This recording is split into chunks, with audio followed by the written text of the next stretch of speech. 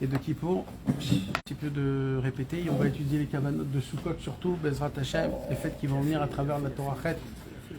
On va étudier le livre Yareh Acha et Tanim, le livre du Rabbi Nachman de Tcherin. Rabbi Nachman de Tcherin, il a écrit un livre qui s'appelle Yareh Acha et Tanim. Ce livre-là, c'est un livre qui, à travers toutes les Torahs de Rabbeinu, il a fait rentrer tout le Inyan du mois de Tishri. Depuis Rosh Hashanah, Yom Kippur, Kseret Metchouva, Sukkot, Shmini Atzeret, Simchat Torah. Et il a expliqué dans toutes les Torahs du Likutei Moharan comment Rabbeinu il parle de ce mois-ci-là. C'est une géonoute qui est énorme, c'est une, comment on dit ça, c'est un génie comme on ne peut pas s'imaginer.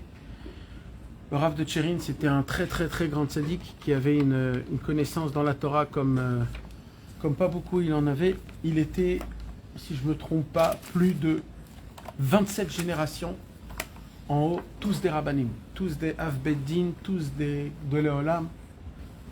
Et Rabbi Nachman de Tcherin, le grand-père de Rabbi Nachman de Tcherin, s'appelait Rabbi Aaron, le Rav de Breslev, qui était l'élève de Rabbeinu, qui faisait partie des témoins du Tikkun HaKlali, que Rabbeinu il a dévoilé le Tikkun HaKlali. Et Rabbi Nachman de Tcherin, quand il était plus jeune, il n'a pas grandi tellement chez Rabbeinu, chez Rabbi Nathan. Il a plutôt grandi chez les autres élèves de Rabbeinu, chez Rabbi Shmuel Isaac, chez Rabbi Yudel. Rabbeinu, il avait plusieurs élèves. Et chaque élève, c'était comme un, comment on peut dire ça? C'était comme un rave d'autres élèves. Ils avaient tous, chacun il avait des élèves. Les élèves de Rabbeinu, chacun avait des élèves. Et chacun il avait une vision. Rabbi Shmuel Isaac, par exemple, sa personnalité, c'était la prière, la tfila. Rabbeinu l'avait éduqué dans la tfila d'une manière qu'on ne peut pas comprendre. C'était quoi la tfila de Rabbi Shmuel Isaac? On raconte, c'est écrit dans le livre Tovot Zichronot de Rabbi Avraham Sternhartz, que dès que Rabbeinu il est niftar, alors Rabbi Nathan il a voulu tout de suite préparer le nouveau kibbutz parce que il avait peur que les gens ne viennent pas au kibbutz de Rabbeinu après la mort de Rabbi Nathan. Parce qu'il croyait que peut-être tout ce que Rabbeinu il avait parlé de l'importance de venir à Ouman, c'était que de son vivant. Alors Rabbi Nathan il a réveillé, il a fait en sorte d'éveiller tout ça pour que les gens ne tombent pas. Et il s'est dit qu'à Tu Bishvat, comme c'est le premier, Tu Bishvat c'est le premier kibbutz, parce que c'est Rosh Hashanah, là il note, c'est une sorte de Rosh Hashanah. Donc il s'est dit Rosh Hashanah, on va faire un nouveau kibbutz. Et là Rabbi Nathan, il est parti dans toutes les villes où il y avait les élèves de Rabbeinu. Il est parti à Tcherin, il est parti à Teplik, il est parti à Zlatipolye, il est parti à Tirovice, il est parti même à Breslev, à Nemirov, dans tous les endroits là où il y avait la lumière de Rabbeinu. Et un des endroits c'était à Dashiv. Dashiv, là-bas il y avait Rabbi Shmuel Isaac. Rabbi Nathan il raconte, quand je suis rentré dans la maison, il était en train de prier vite. Alors il a dit je vais attendre, je vais voir. Et là-bas, il explique, il fait montrer comment il était très pauvre. Ses fenêtres, ils étaient cassées. Il y avait le froid. Tu Bishvat, c'est en plein milieu du froid. C'est le chorev le plus difficile. Et Rabbi Nathan, il a dit, et j'ai vu Rabbi Shmuel Isaac, il était en train de dire Ashkivenu avinu le shalom, amidenu malkenu vetakenenu be'etza tova milefanecha. Et il avait ses mains comme ça, qui étaient envers le ciel. Il dit, la maison, elle était froide. Il dit, mais dans la pièce de Rabbi Shmuel Isaac, il faisait d'une chaleur. Et il faisait sortir de son corps des gémissements. Oh! Et il dit, Rabbi Nathan, je ne pouvais pas rester là-bas tellement que ces gémissements, ces anachot là, ces oi, tellement ils étaient mamache perçants, ça perçait le cœur, et il était obligé de sortir. Il a essayé de l'attendre, mais il a vu qu'il ne termine pas. Alors il est parti, il a laissé une lettre, comme quoi il est venu, comme quoi il était là, et qui lui demande de venir à Tu Bishvat, dans le Tzioun de Rabbeinu. Et il est parti mettre la nuit, et il est allé dans plusieurs villes à continuer à appeler tous les Anshe Shlomenu. Et Rabbi Shmuel Isaac, quand il a vu que Rabbi Nathan il était, il a dit comment vous m'avez pas prévenu, comment il était là, il est parti, comment. Sauf il est venu. Mais de là on voit que Rabbi Shmuel Isaac, son chemin c'était un chemin, comme on dit, c'était sur la pointe d'épée. Rabbi Nathan, il a dit, Rabbeinu, il a éduqué Rabbi Shmuel Isaac sur la pointe d'épée. Ça veut dire quoi? Ça veut dire, il ne faut pas que tu bouges. Tu bouges, Nous, on ne connaît pas ça. Nous, on est très habitués de Rabbi Nathan à Zamra, tout est bon, tout est bien. Rabbi Shmuel Isaac, il avait une autre sorte complètement de discours. Il y avait Rabbi Aaron, le Rav de Breslev. Rabbi Aaron, le Rav de Breslev, c'était toute une autre chose. Il y avait le Magui du Trovitse aussi, c'était toute une autre chose. Rabbi Yudel, c'était toute une autre chose. Et il y avait Rabbi Nathan. Rabbi Nathan, c'était aussi toute une autre chose. Mais c'était qui? Celui qui a été appuyé et celui qui a été... Ou que Rabbeinu, il a dit sur Rabbi Nathan que c'est le seul qui a compris ma kavana, c'est le seul qui a compris Behemet. Ce que je voulais dire, c'était qui? C'est Rabbi Nathan. Rabbi Nathan, il était le plus jeune de toute la Chaboura, c'était le plus jeune. Quand Rabbeinu, il est niftar à 38 ans, Rabbi Nathan, il avait 31 ans à peu près, 32 ans. Il était tout jeune. Tous, ils avaient déjà plus de 60, 70 ans. C'était déjà des grands tzadikim. Et Rabbi Aaron, le Rav de Breslev, il avait un fils qui s'appelait Rabbi Tzvi Hirsch. Et son fils, c'était Rabbi Nachman de Tchirin. Rabbi Nachman de Tchirin, il n'a pas grandi dans la classe de Rabbi Nathan. Parce qu'eux, ils appartenaient plus chez Rabbi Shmuel Isaac. Il a grandi chez Rabbi Shmuel Isaac. Alors, il n'a pas connu la grandeur de Rabbi Nathan. Plus tard, Rabbi Nachman de Tchirin, il a compris, Behemet, c'est quoi la grandeur de Rabbi Nathan. Et il a compris qu'en vérité, jusqu'à maintenant, il n'était pas du tout attaché. Et il a tout jeté, il est parti chez Rabbi Nathan. Et il a mis sa tête et son cœur dans l'Ikuta Halachot. Toute sa vie, jusqu'à qu'il a écrit le Otsar Haïra, le Likutei Etzot Ameshulash. Il a créé le Likutei Etzot sur tout le Likuta Halachot. Donc Rabbi Nachman de Tchirin, il n'a pas eu le mérite, mamash, d'être Meshamesh Rabbi Nathan du corps. Alors il a dit, je vais mettre tout mon cerveau et mon cœur au moins dans la Torah de Rabbi Nathan. Et c'est comme ça qu'il s'est rapproché de Rabbi Nathan dans le Likuta Halachot. Après qu'il soit niftar? Après, un petit peu pendant aussi. Mais... Tous les livres qu'on a, c'est après son rapprochement? Ouais. Et il a écrit donc le Otsar Haïra qui est monumental. Ça veut dire c'est un chibour, c'est un comment on peut dire ça? C'est un recueil. C'est un recueil qui est monumental, mamash. Ça veut dire de prendre tout le Likuta Halachot et de les katseroto, c'est-à-dire de le rendre en résumé, pas juste un résumé de connaissances, mais un résumé de conseils. Ça veut dire qu'est-ce qu'il faut faire tous les jours, qu'est-ce que chaque halakha dans Likuta Halachot, elle te donne comme conseil tarles. Et il a écrit de ça le Otsar Haïra, 5 volumes qui sont... Et en plus de ça, il a écrit plein de livres. Il a écrit la première explication du Parparot Lechorma sur le Likutei Moharan. Il a écrit Zimrat Haaretz, il a écrit Ekara des Shabbata, un livre en entier sur Shabbat Kodesh. Il a écrit une explication dans tout le Likutei Moharan. Il a fait montrer comment dans tout le Likutei Moharan, Rabbeinu il parle que du Shabbat. Après il a fait montrer comment dans tout le Likutei Moharan, Rabbeinu il parle de Eretz Israël. Après il a fait montrer comment dans tout le Likutei Moharan, ça parle du mois de Tishri et des fêtes de Tishri. Après il a fait montrer plus que ça. Rabbeinu il a dit une parole. Rabbeinu il a dit avec une seule Torah à moi, il dit Rabbeinu, une seule Torah à moi, vous pouvez parcourir toute la Torah, Nevi'im, Ketuvim, Mishnah, Halacha, Zohar, Gemara, Midrashim, tout. Alors, c'est une parole qu'il faut avoir beaucoup d'émouna. Alors Rabbi Nachman de Tchirin, il a dit, moi je vais vous faire prouver comment Rabbeinu il a raison. Il a écrit un livre qui s'appelle Nachat HaShulchan.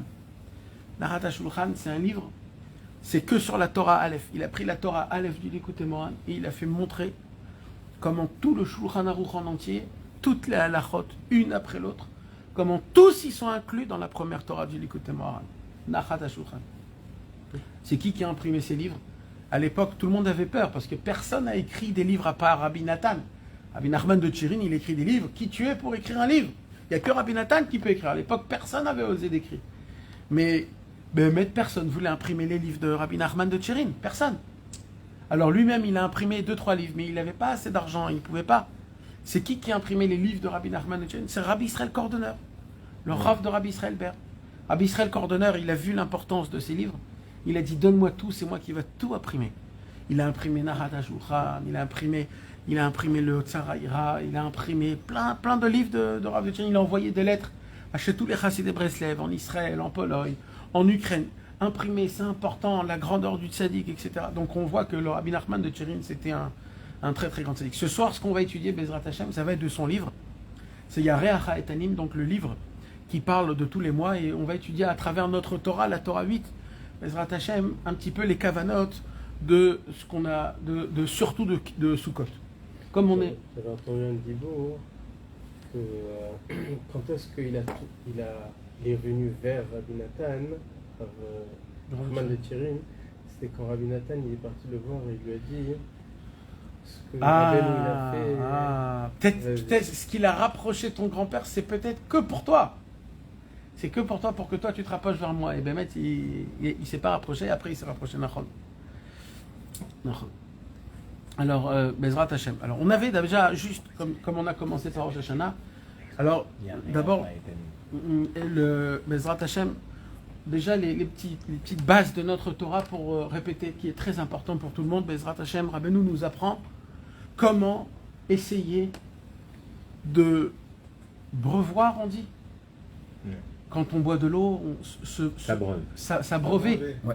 Alors Rabbeinu il nous dit comment on a la possibilité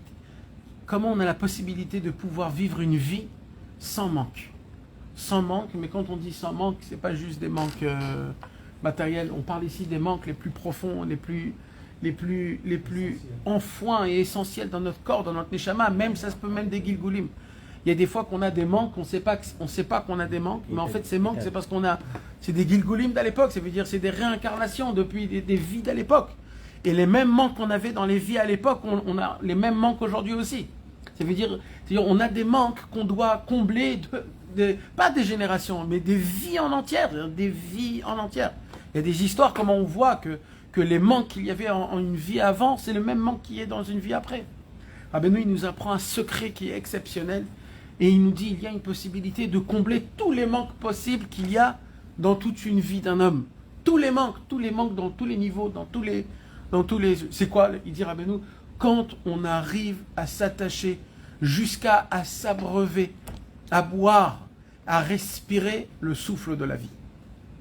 Il y a un souffle dans le monde, c'est le souffle de la vie. Dans ce souffle-là, il inclut le Ruach HaKodesh, le Ruach Haïm, le Ruach Tov, tous les Ruchot qu'il y a, tout ce souffle-là, c'est le premier souffle que Dieu a soufflé dans les narines d'Adam Arishon. C'est le premier souffle aussi qu'Hachem a soufflé dans ce monde pour que ce monde soit en vitalité. Et c'est le même souffle que Akadosh Baruch Hu va souffler à la fin de tous les temps, quand le monde il va se renouveler, il va devenir comme il faut. Il dit Rabbi Nachman de Breslev, toute la vitalité et tout ce qu'on peut appeler la vie, c'est-à-dire l'inverse du manque, parce que quand quelqu'un il a un manque, c'est un manque dans sa vitalité. Chaque manque, même si c'est un tout petit manque, c'est un manque dans sa vitalité. Donc il dit Rabbeinu, un homme il a la possibilité de combler tous ses manques quand une personne elle arrive à s'attacher et à respirer le Ruach Haïm. Où il est le Ruach Haïm? Rabbeinu il dit le Ruach Haïm il est dans la Torah, dans les profondeurs de la Torah. Mais pas tout le monde a la possibilité de descendre dans les profondeurs de la Torah. Même les plus grands n'ont pas la possibilité de descendre dans les profondeurs de la Torah. Alors pour cela, il faut chercher le tzaddik du niveau de Moshe Rabbeinu qui l'a fait descendre la Torah, que lui, il a appris la Torah de Hachem, et qui, lui, c'est le seul qui a la possibilité de descendre dans le profondeur de la Torah. Un tzaddik du niveau de Moshe Rabbeinu, c'est chez lui qu'on maintient le Ruach Haïm. Le Ruach Haïm, il est chez lui. Donc, où on peut prendre le Ruach Haïm? À travers ce tzaddik. Comment on fait? Il dit Rabbi Nachman de Breslev, quand un homme il s'attache à ce tzaddik, en étudiant sa Torah, en étant proche de lui, en pensant à lui, en lisant des Torot, en essayant d'appliquer, etc., etc. Il dit Rabbi Nachman de Breslev, à ce moment-là même, quand une personne, elle sent qu'elle a un manque, au moment où elle soupire, elle respire et elle expire, elle soupire et elle expire, alors à ce moment-là même, il se passe un travail qui est peut-être à nos yeux hyper simple, mais en vérité, il se passe quelque chose de très, très, très, très puissant. C'est quoi? C'est que de base, un homme, il a sa respiration qui est simple. La respiration simple, c'est l'aller et le retour. Respiration simple. La Kadosh Baruch Hu nous donne donc la quantité exacte qu'il faut pour respirer. Qu'est-ce qui se passe quand je prends une respiration qui est plus grande? Je la prends d'un autre endroit. Pourquoi? Parce que ce que j'ai besoin, Dieu me le donne. Donc si maintenant je vais prendre une double quantité de respiration, je vais la prendre de quelque part d'autre. D'où je la prends cette quantité-là? Il dit Rabbeinu Akadosh, on la prend directement du tzaddik à Emet. Il dit Rabbeinu, quand un homme il respire et qu'il expire et qu'il sort une voix comme le chauffard en faisant oi, ou alors en faisant chacun comme il a son sentiment, à ce moment-là même, il dit Rabbeinu, il se renouvelle complètement de la même façon que le monde se renouvelle, de la même façon que l'être humain ne peut pas vivre sans cette respiration. Il reçoit une nouvelle vie et ce roi Chaim, s'il est attaché au tzaddik, il a la possibilité de combler ses manques. C'est-à-dire quoi de combler ses manques? C'est de ne pas sentir le manque que la personne est là. Maintenant, il y a plein de niveaux sur ça. Et Rabbeinu, on n'a pas encore tout étudié. Donc là, on est encore au niveau, on va étudier plus tard qu'il y a aussi ce qu'on appelle le Ruach Sarah. C'est exactement l'inverse. L'inverse, c'est le vent de la tempête. Il y a aussi le vent de la tempête, c'est qui? De la même façon que le tzaddik qui maintient le Ruach Chaim, le souffle de vie, il y a aussi l'autre côté du tzaddik, c'est qui? C'est les élèves de Esav, les aloufés Esav, c'est-à-dire les généraux de Esav. C'est qui les généraux de Esav? Ce sont des Rechaïm Adovrim à la tzaddik à Emet, ce sont des Rechaïm qui parlent contre le tzaddik. Ils parlent contre le tzaddik. Alors comme eux ils parlent contre le tzaddik, ils ne peuvent pas avoir de souffle de vitalité du tzaddik, parce qu'ils parlent contre. Alors d'où eux ils ont leur souffle. Alors Rabbeinu il nous apprend, eux ils ont un souffle à eux, ça leur appartient. C'est ça qui leur donne leur vie. Ce souffle là, il s'appelle comment? Il s'appelle Ruach Sarah, c'est le vent de tempête. Est-ce que ça se trouve que c'est pas des Rechaïm et qui parlent contre le tzaddik? Alors là, Dafka a écrit Rechaïm Adovrim à la tzaddik. On a fait la notion que c'est dans cette Torah, Rabbeinu il parle Dafka des Rechaïm Adovrim à la tzaddik. C'est eux qui coupent le souffle. Parce que c'est exactement, parce que c'est que ça qui peut couper le souffle. Un homme qui n'est pas rachat et qui parle pas, un homme qui parle pas contre le tzaddik, il peut encore recevoir le roi Chaim, parce que c'est pas direct. Mais s'il n'est pas rachat, il dit de ne pas faire des tzaddik du tzaddik. C'est pas nécessairement rachat, n'est-ce pas? Il s'est trompé. Achareshaim Adovrim al tzaddik atak begava vavuz.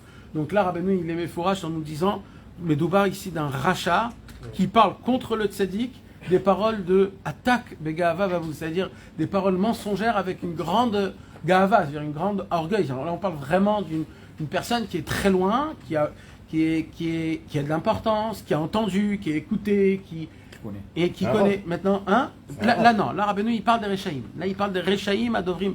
Plus tard, dans des autres Torah de Rabbeinu, Torah 12, Torah 11, là-bas, Rabbeinu, il parle d'un autre sujet, dans ce qu'on appelle les Talmidei Chachamim Shedin Yudaim, c'est un autre inyan. Il y a aussi les Lamdanim. Les Lamdanim qui ont l'habitude de parler, c'est aussi une autre catégorie. Là, aussi le Rav des Klippa. Le Rav des Klippa. Là, il parle de Rav des Klippa. Maintenant, ce qui se passe, alors c'est ça, on avait posé cette question. D'un côté, dans cette Torah, il dit Rav des Klippa, ça veut dire on parle d'un Rav, mais dans la Klippa, et là il parle de Rechaïm Adovrim à la tzaddik. Alors c'est quoi exactement la nuance? Alors non, la nuance c'est qui ne reçoit pas du tzaddik? C'est qu'une seule personne qui ne reçoit pas du tzaddik le souffle de vie, une seule personne. C'est qui? Ce sont des Rechaïm, des personnes qui n'appliquent pas la Torah ou mitzvot, et qui parlent directement contre le tzaddik. Ces personnes-là ne peuvent pas recevoir le roi Chaim. Maintenant, ces personnes-là, ils ont des élèves. Les Rechaïm Adovrim, ils ont des élèves. Leurs élèves, ça va et ça monte dans la Gdusha.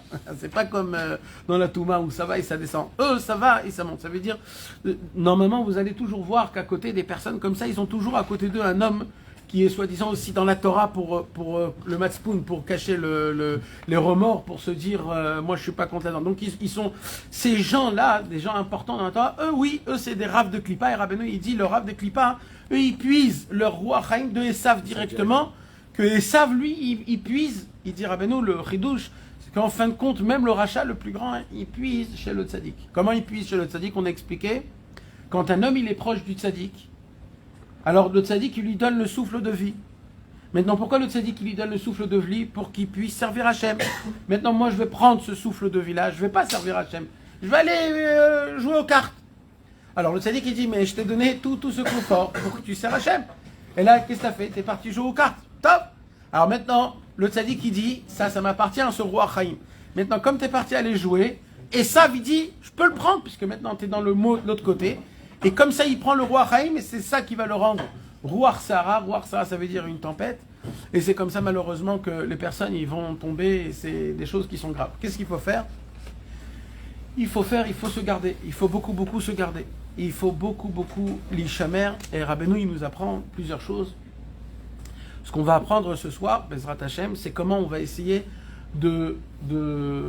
Rabbeinu, il dit, comment le poil yoté, c'est-à-dire c'est quoi le résultat quand tu prends le souffle de vie chez le rachat? Il dit Rabbeinu, c'est que tu vas ressentir plein de manques, et à chaque fois que tu vas combler un manque, tu vas avoir soif encore plus.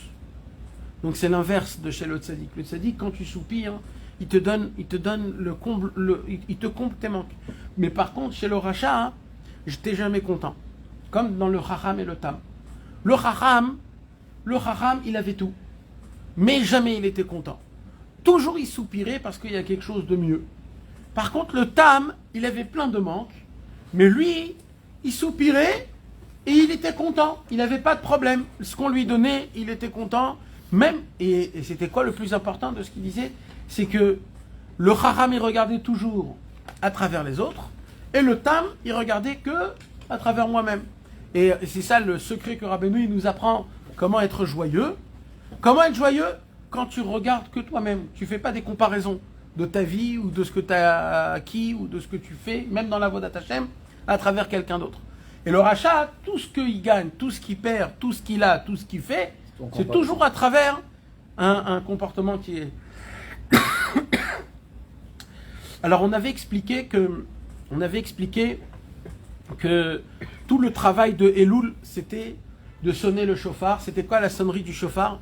La sonnerie du chauffard, ça nous faisait montrer, dans le chauffard, il y a 3 sonneries. Il y a la sonnerie première qui est simple, il y a la sonnerie qui est coupée en plusieurs morceaux, et il y a la sonnerie qui est coupée en tout petits morceaux. Alors il dit Rabbeinu, le premier son, c'est quoi le premier son? C'est la voix, c'est quand tout est parfait, quand t'as pas de manque. Quand t'as pas de manque, alors il n'y a pas de oi. Alors le son, il est... C'est un son qui est parfait, qui est net depuis le début jusqu'à la fin. Ça te fait montrer qu'il n'y a pas de manque. Il n'y a pas de manque, c'est un son qui est parfait. Ça, c'est tout au début, tout est parfait. Mais il se passe quoi? Il se passe que pendant ce temps-là, je grandis dans la vie, il se passe des choses qui ne sont pas très bien. Et là, je commence à avoir des manques. Quelles sortes de manques? Plusieurs sortes de manques. Des manques matériels et des manques spirituels. Les manques matériels, c'est la sonnerie. Tout. Pourquoi? Parce que tu as des manques matériels, tu as le problème de la parnassa. C'est normalement, la halakha, elle te dit, il faut minimum 3. Donc quand tu fais tout, il faut minimum 3. C'est quoi les 3? C'est tout ce qui est bané, chaye ou maisonné. Les enfants, la parnassa et le manger. La vie et le manger. C'est les 3 points essentiels de la vie d'un homme matériel. Ou normalement, comment? Bané, les banim, les enfants. Chaye, chaim, la vie, la brioute, la santé. Et maisonné, c'est mazon, c'est le manger, c'est la parnassa, c'est l'argent. Et s'il y a plus que 3, il a le droit de faire plus que 300 alors? Non, tu peux, mais le minimum, ça veut dire le minimum, tu peux, il n'y a pas de problème. Mais je crois qu'il y a aussi une limite, je crois. Il ne faut pas dépasser. Mais le minimum, on va dire, c'est 3. C'est-à-dire, toujours, tu verras que les problèmes matériaux, ils sont toujours dans ces 3 points. Bané, chaye ou maisonné. Tu comprends? Donc Rabbeinu, il te dit, voilà, c'est ça les manques qu'un homme, il sent pendant toute l'année. Toute l'année, la personne, elle a senti des manques, des problèmes de parnassa, de refoua, des problèmes de shlambaït, etc. Il dit, Rabbeinu, mais il y a aussi les manques qui sont spirituels. Les manques qui sont spirituels, c'est pas 3. Les manques qui sont spirituels, c'est tout. Ça veut dire, il y en a plein. Quand tu en arranges un, tu en trouves un autre. Quand tu essayes d'arranger un autre, tu en trouves un 3e. Et un 4e, et ça n'arrête pas. Ça veut dire, comment ça se fait? Alors comment on fait? Alors il dit Rabbeinu, c'est justement ça. Quand un homme, il sent un manque. Quand un homme, il sent qu'il y a quelque chose qui lui manque dans sa vie. Quand un homme, il sent qu'il n'a pas de vitalité, quand un homme, il sent que c'est amer, il y a de l'amertume, c'est salé, c'est pas agréable, c'est pas bon, tu essayes d'avancer même spirituellement, il dit Rabbeinu, alors il dit, c'est pas grave, prends une bonne, comment on dit, une respiration très, très, très grande, fais-la descendre au plus bas du ventre, remplis ton ventre, et là tu sors et tu fais sortir tout le comment on dit l'expiration et l'expiration. Tu expires, tu fais sortir tout le mal qu'il y avait dans ton ventre, dans tes poumons. Et c'est ça le oi. Il dit Rabbeinu, qu'est-ce qui se passe quand tu fais le oi? Toujours après le son du chauffard, il y a tkia, shvarim, droit. Tout de suite après, il y a tkia. Ça veut dire après que tu as fait le soupir, tu récupères le roi Chaim, et là c'est parfait, c'est le son qui est parfait depuis le début jusqu'à la fin, après que tu fais ce travail-là. Donc ça c'était le sod de Rosh Hashanah. On avait dit que dans le sod de Rosh Hashanah, 2 secondes mes amis, On avait dit aussi que dans le Sod de Rosh Hashanah, il y avait aussi tout le travail, c'était quoi? C'était d'essayer d'attirer le souffle de vie. C'est pour ça que, qu'est-ce qui se passe à Rosh Hashanah? Beaucoup on crie. Pourquoi? Il y a écrit comme ça. Beaucoup on crie, surtout quand on dit Amelech. Amelech, c'est les Rachetevot. Kol meora otav hem letovato. Le tzaddik, Rabbi Nachman, nous apprend quand on vient chez lui que tout ce qui nous arrive, c'est pour notre bien. Quand un homme il sait que tout ce qui nous arrive, c'est pour notre bien, tu soupires plus. Pourquoi tu soupires plus? Parce que tu sais que c'est pas un manque, tu sais que c'est quelque chose que tu construis. Donc tout le travail de Rosh Hashanah pendant les 2 jours, c'est d'essayer de créer le roi Chaim et d'essayer de se séparer du roi Sahara. De se séparer du roi Sahara.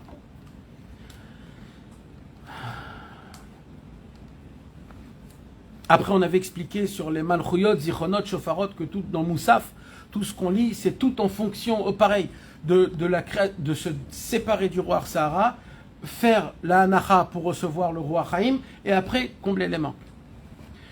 On est arrivé jusqu'ici. Maintenant, mes amis, Bezrat Hashem, on va parler déjà de Aseret Yemei Teshuvah.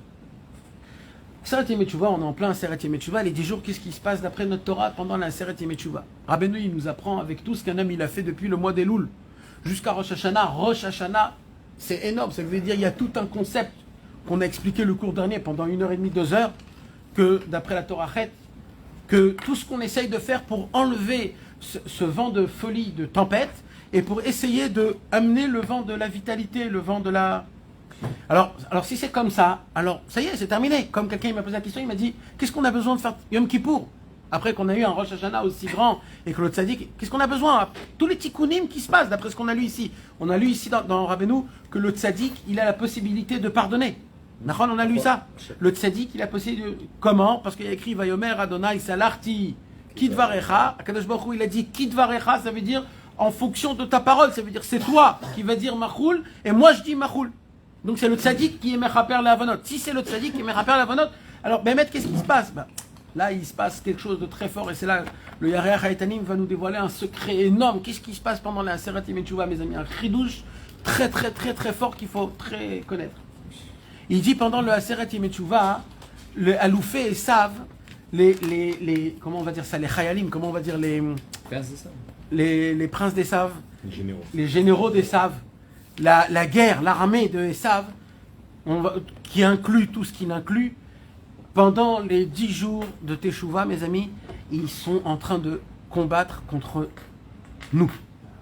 Quand ils voient tous les tikkunim qu'on a fait avec le roi Chaim, qu'on a été mosher le roi Chaim à Rosh Hashanah, qu'on a été mosher grâce au shofar, grâce au moussaf, grâce aux Shlosh Esrei Midot Shel Rachamim, les 13 attributs de pitié et de miséricorde qu'on a étudiés, comment tous les 13 attributs de pitié et de miséricorde, c'est tout en fonction du soupir. Vous vous rappelez comment? Erech Hapaim, on a dit c'est Erech Hapaim. Rav Chesed, c'est l'inverse du Rav de Klippa. Notzer Chesed la Alafim, il garde le Chesed des Aloufé et Sav.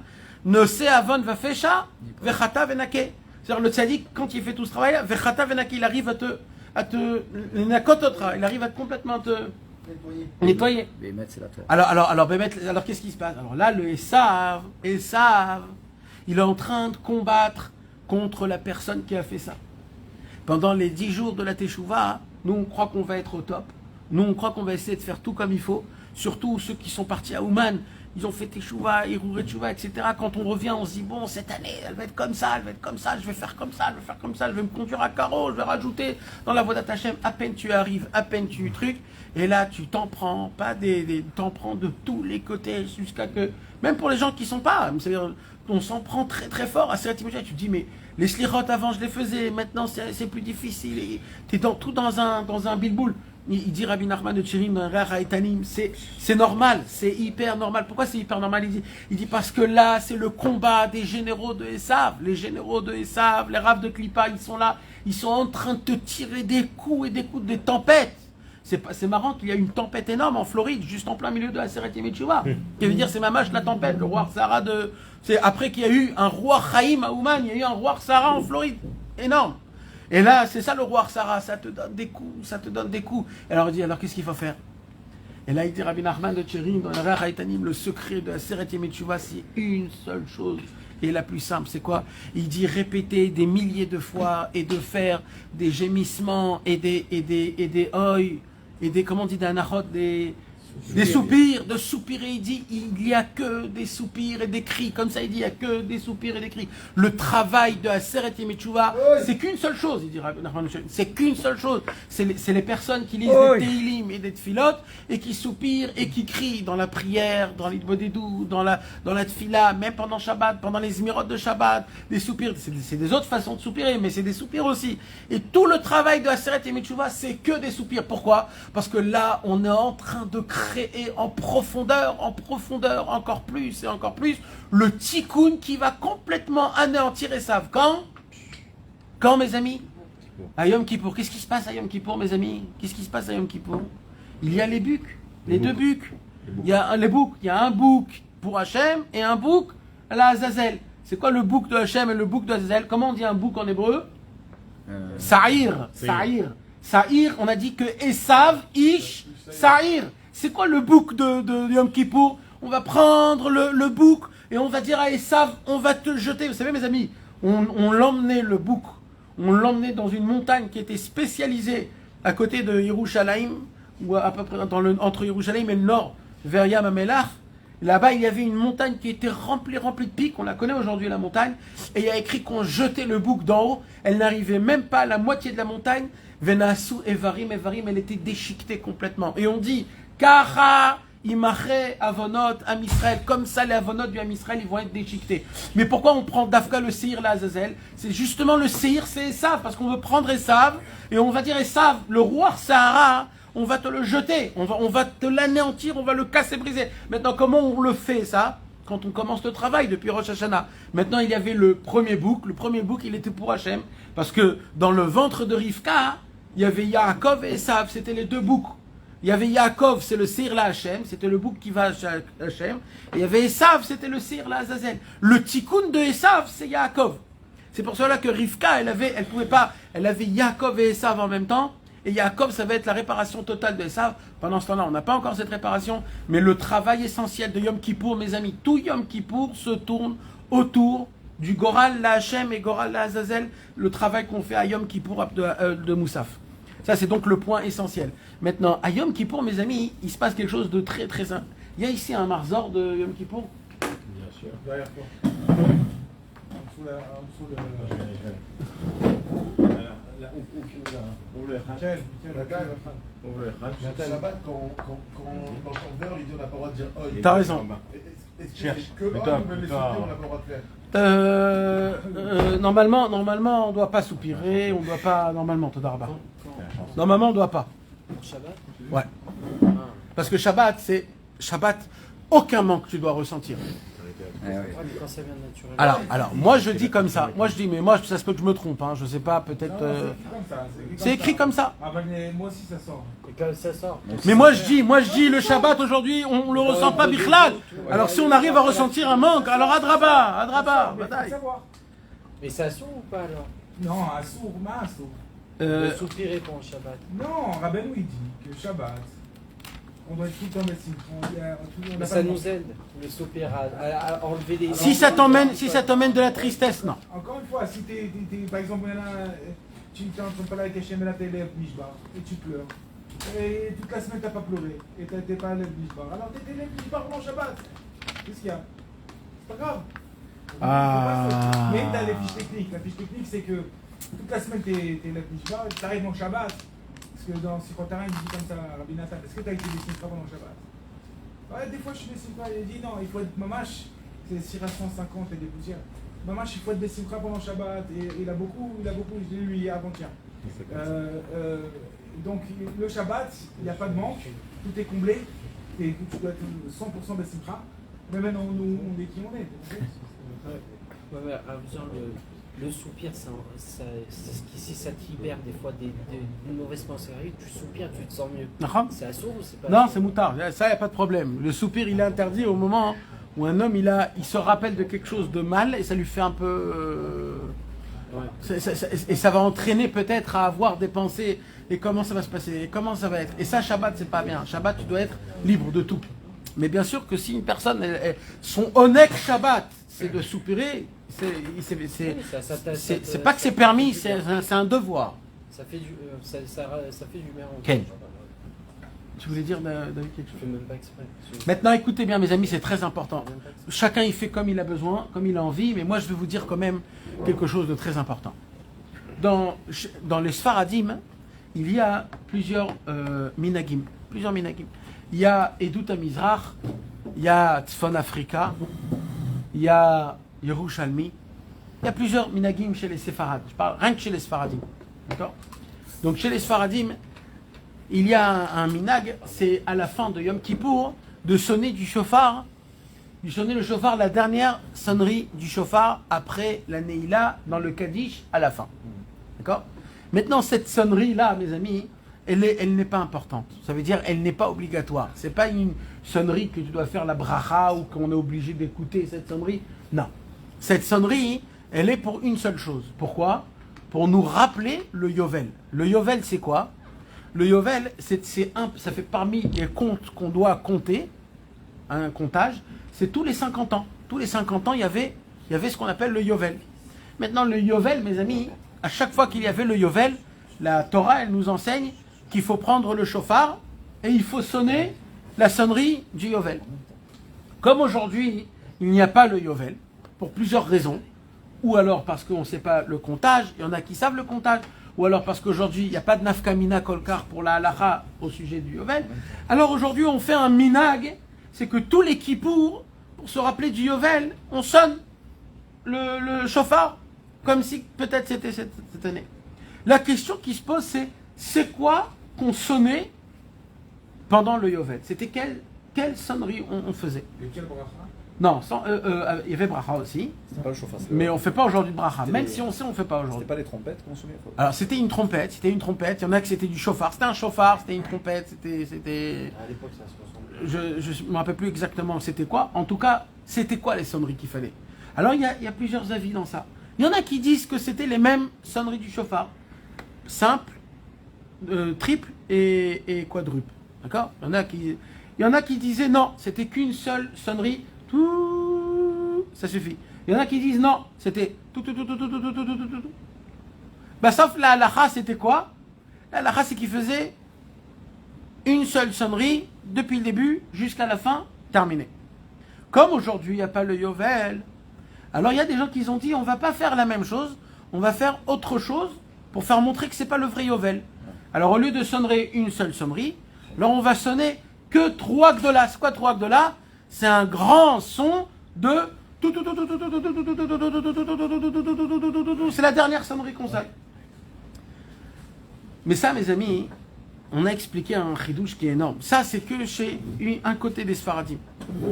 Alpi a émet le minag Yerushalmi des Sfaradim, de Yerushalayim, comment il faisait depuis 300, 500 et 700 ans. Ici à Yerushalayim, c'était pas 3 gdolas. Si vous allez au Kotel, vous allez voir la sonnerie qui sonne, c'est la sonnerie Tekiya. C'est quoi Tekiya? C'est... C'est ce qui met pendant la lacha. Tekiya gdola. Non, là, non. Ici, là, dans le Sidour, il y a écrit 3 gdolas. Non, t'as dit la halacha. Dans l'époque, comme dans l'époque. C'était ça. C'est ce que ça veut dire. Exactement. Ça veut dire quoi alors? Maintenant, on a expliqué quoi? Pas changement. On a expliqué comme ça. On a expliqué que la première sonnerie du shofar, c'est la sonnerie qui nous fait montrer qu'on n'a pas de manque. C'est une sonnerie qui est parfaite depuis le début jusqu'à la fin. C'est quand une personne, elle sent qu'elle n'a pas de manque. Après, il se passe quoi? On a dit il y a shvarim. C'est quoi shvarim? Shvarim, c'est du mot shabour. C'est quoi shabour? C'est quand tu prends une sonnerie, tu la casses en plusieurs morceaux. C'est quoi les casses en plusieurs morceaux? C'est les problèmes que j'ai, c'est les manques. Oi, oi, Hachem, oi. Après, il y a teroua. C'est quoi teroua? On a dit c'est les manques spirituels. Les manques spirituels, c'est encore plus. C'est oi, oi, oi, tout. Et il dit Rabbeinu, quand un homme il fait le soupir, tout de suite, quand on termine les 3, il y a toujours la 4e qui revient, c'est on ressonne parfaitement. Pourquoi? Parce qu'après que tu as soupiré, tu as reçu le soupir, tu as reçu le roi Chaim du Tzadik, le roi Chaim du Tzadik qui t'a comblé les manques, donc tu as la possibilité de ressonner du chauffard une fois complètement. Il dit Rabbi Nachman de Tcherin, c'est la raison pour laquelle à la fin de Yom Kippour, la vraie sonnerie qu'il faut sonner du chauffard, c'est laquelle? c'est la tekiya, pas la teroua, c'est la tekiya, celle qui est une seule sonnerie. Pourquoi? Parce que après que tu as fait tous les tikkunim à Rosh Hashanah, après que tu as fait tous les soupirs à Seret Yom Teshuvah, après que à Yom Kippour, on a cassé et enlevé le bouc, le Seir la Azazel, on a déchiré, il n'y a plus de roi Sarah, donc c'est quoi qu'on a dans la main, Tarles? C'est que le roi Chaim. Et le roi Chaim, c'est quoi? C'est tekiya, c'est le son qui est parfait, qui n'a pas de manque. C'est pour cela, mes amis, c'est important de faire tekiya à la fin, la dernière sonnerie qui est le zecher du Yovel. Et c'est quoi le Yovel, mes amis? Le secret du Yovel, c'est que tout ce que j'ai vendu, tout ce que j'ai acheté, tout revient au propriétaire. Comme la Shemitah, vous savez, mes amis. Un Eved, c'est quoi Yovel? Le Yovel, c'est que un serviteur, à l'époque il y avait les serviteurs. Un serviteur, il n'a pas le droit d'être un serviteur plus que 7 ans. Parce qu'on est des serviteurs d'Hachem. Si un juif, il est descendu, il est devenu un serviteur d'un être humain, on lui dit le maximum que tu peux, c'est que 7 ans. Après 7 ans, tu redeviens normal. Maintenant, qu'est-ce qui se passe si un homme il veut continuer, il veut rester un serviteur même après 7 ans? Alors on lui fait un trou dans l'oreille et il devient serviteur jusqu'à quand? Jusqu'au Yovel. Le Yovel, tout le monde sort la Chofshi. Le Yovel, c'est quoi? C'est la sonnerie qui sort tout le monde de tous les comment on dit? Des prisons qu'on a dans nos cerveaux, dans nos actes. On a tous des prisons, on est tous attrapés quelque part dans le cerveau, dans l'action. On a tous des petites prisons où on sent que nos mains ils sont. Alors comment je fais pour me libérer? On dit Rabbeinu, le secret du Yovel, c'est la sonnerie de Yom Kippour, la dernière sonnerie de Yom Kippour, c'est la sonnerie qui comble tous les manques. C'est le soupir directement de tout Rosh Hashanah, Seret Yom Teshuvah et Yom Kippour. Et ça, il a la puissance de nous faire sortir de tous les prisons qu'on a personnellement. Maintenant, il dit Rabbi Nathan, et c'est exactement aussi ce qu'on a dit, le Rav Chesed. C'est quoi le Rav Chesed, mes amis? Vous savez que on est aujourd'hui le 8 Tishri. Le 8 Tishri, c'est le jour où Akadosh Baruch Hu, il a dévoilé à Moshe Rabbeinu les 13 attributs de pitié et de miséricorde. Et il y a écrit que quand Hachem il a dévoilé les attributs de pitié et de miséricorde, il s'est habillé en blanc et il avait une barbe blanche et il avait sur lui un talit qui était tout en blanc. Et Akadosh Baruch Hu, il a appris à Moshe Rabbeinu comment faire les 13 attributs. Et Rabbeinu, il nous apprend que ce talit-là, c'est la raison pour laquelle à Yom Kippour, on s'habille tout en blanc et on met le talit en blanc. Et il dit, vous savez, c'est quoi le talit? Le talit, le blanc, c'est le chesed. Le talit, c'est le Rav Chesed. En fait, tout le travail de Yom Kippour, c'est quoi? C'est de renforcer le Rav Chesed, le tzaddik, et anéantir le Rav des Klippas, celui qui est contre et qui nous donne un souffle qui est mauvais. Et il dit Rabbeinu un chidouche qui est énorme dans un Reach HaEtanim, il explique, vous savez qu'est-ce qui se passe du talit de Yom Kippour, mes amis? Qu'est-ce qui se passe du talit de Yom Kippour? Yom Kippour, c'est le seul jour où on met le talit du soir jusqu'au lendemain matin, le lendemain dans la soirée. Ça veut dire des mincha de Kol Nidre jusqu'à Arvit, Motzei Yom Kippour, on a le talit. Pourquoi on a un talit? C'est quoi ce talit? Parce que ce talit, mes amis, c'est l'armure qui nous sauve de la tempête. Pendant tout Yom Kippour, comme on est en train de combattre le Yetzer Hara, alors le Yetzer Hara, il est en furie contre nous. En plus de ça, Yom Kippour, c'est le seul jour où le Yetzer Hara, il n'existe pas. Alors, vous savez, mes amis, il y a un chidouche énorme. Écoutez bien ce chidouche qui est très, très, très important. Vous savez, le nom du Yetzer Hara, sa gimatria, c'est 364. Non, son nom, à lui, on ne dit pas le nom. Son nom, c'est 364. Maintenant, 364, il y a combien de jours dans l'année? 365. Le Yetzer Hara, il peut combattre que pendant 364 jours. Il y a un jour où le Yetzer Hara, il ne peut pas combattre. C'est quand? C'est Yom Kippour. Maintenant, ça, c'est ce que le monde y dit. Rabbeinu, il dit, mais ne vous trompez pas. Il dit, Rabbeinu, ne vous trompez pas. Vous savez, c'est lequel le jour le plus grave, mes amis? C'est le jour où on vous dit qu'il ne travaille pas. Et c'est là où vous sortez tous. Et il dit, c'est là où il attaque. Le plus grave, c'est quand on te dit qu'il n'existe pas, mais qu'il existe. Il dit Rabbeinu, le travail à Yom Kippour, c'est vrai qu'il n'est pas pareil, mais le Yetzer Hara, le jour de Yom Kippour, il est caché. Ça veut dire on ne sait pas où il est, mais il est là. Et il dit Rabbeinu, c'est la raison pour laquelle à Yom Kippour, on est toute la journée avec le talit. Le talit, c'est le Rav Chesed, c'est ça qui nous sauve de tout le mal. Maintenant, il dit Rabbi Natan, et vous savez ce qui se passe? Qu'est-ce qui se passe du talit de Yom Kippour? Il dit Rabbeinu. Le talit, c'est quoi? Il dit Rabbeinu, c'est le Or Makif. C'est quoi le Or Makif? C'est celui qui t'enveloppe complètement. Du talit de Yom Kippour, il créait la souka de Sukkot. La souka de Sukkot, c'est comme un talit, mais c'est le talit d'Hachem. C'est une mitzvah qui t'entoure et ça te tourne, c'est une mitzvah qui t'entoure en entier, comme le talit. Maintenant, la souka aussi. La souka, c'est une armure, c'est comme un endroit, comme un miklat. C'est comme un miklat qui te sauve, Chas v'Shalom, de tout le mauvais, tous les rouards qui sont pas comme il faut. Maintenant, mes amis, on est là dans donc Sukkot. La lumière de Sukkot, mes amis, c'est le Chesed. C'est-à-dire, pour la première fois, on a fait Rosh Hashanah et Yom Kippour. Rosh Hashanah et Yom Kippour, c'est le Din. C'est le Din. Rosh Hashanah, on sait, c'est le Kisei Hadin. On sait que Yom Kippour aussi, c'est la continuation de Rosh Hashanah. C'est un jour de rigueur, mes amis. Alors, de base, Yom Kippour, c'est un jour où un homme, il doit être très, très sérieux, où il doit se repentir, il doit être pudique, il doit se taire, il doit avoir la tête baissée, il doit essayer de pleurer, il doit demander pardon à Hachem, il doit essayer de ne pas trop rigoler, il doit essayer d'être très réservé. Yom Kippour, c'est un jour où une personne, elle doit être elle doit avoir rien dans ce monde-ci, pas voir d'amis, il doit être très réservé. Yom Kippour, tu as toi, ton livre, et t'as Hachem Yitbarach, et tu dois rien connaître, rien savoir, rien. Il y a une grande simra quand même. C'est ça Yom Kippour. Yom Kippour, c'est un jour.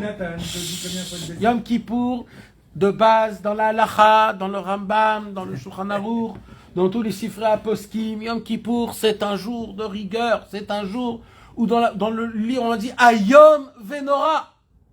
Ayom Venora. Ayom Venora, il y a écrit Ayom Venora. Ayom Venora, ça veut dire Ayom Venora. Ça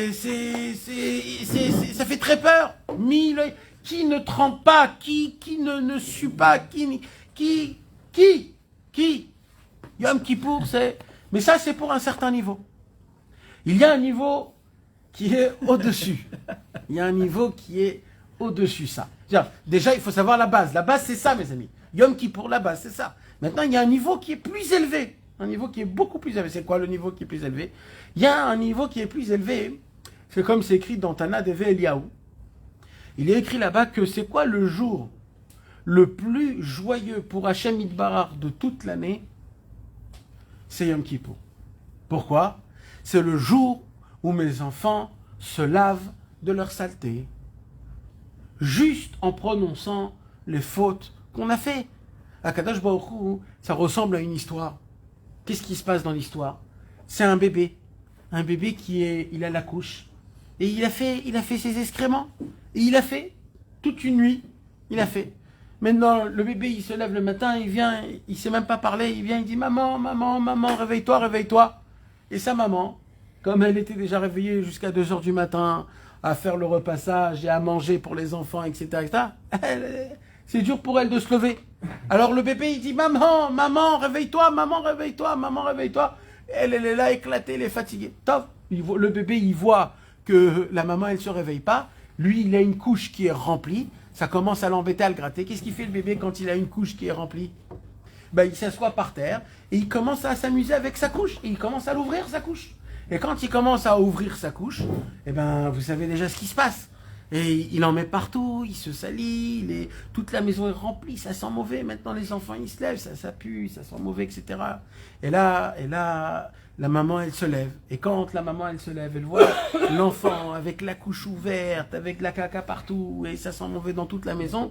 La maman, elle prend le bébé, comme il est, avec sa couche, avec tout, et elle le met tout de suite directement dans le bain. Et là, elle le lave. elle le lave, les enfants ils commencent un petit peu à laver, et elle le lave, et quand elle le lave, elle lui met du savon, elle lui met de l'huile pour bébé, elle lui coiffe ses cheveux, et là d'un coup il sent bon, et il est bon, et il est beau. Est-ce que la maman, elle n'est pas contente quand elle voit son bébé après qu'il était super sale, et que maintenant c'est la plus grande simra, c'est la plus grande joie, pas que pour la maman, mais pour toute la famille, pour toute la maison qui sont autour.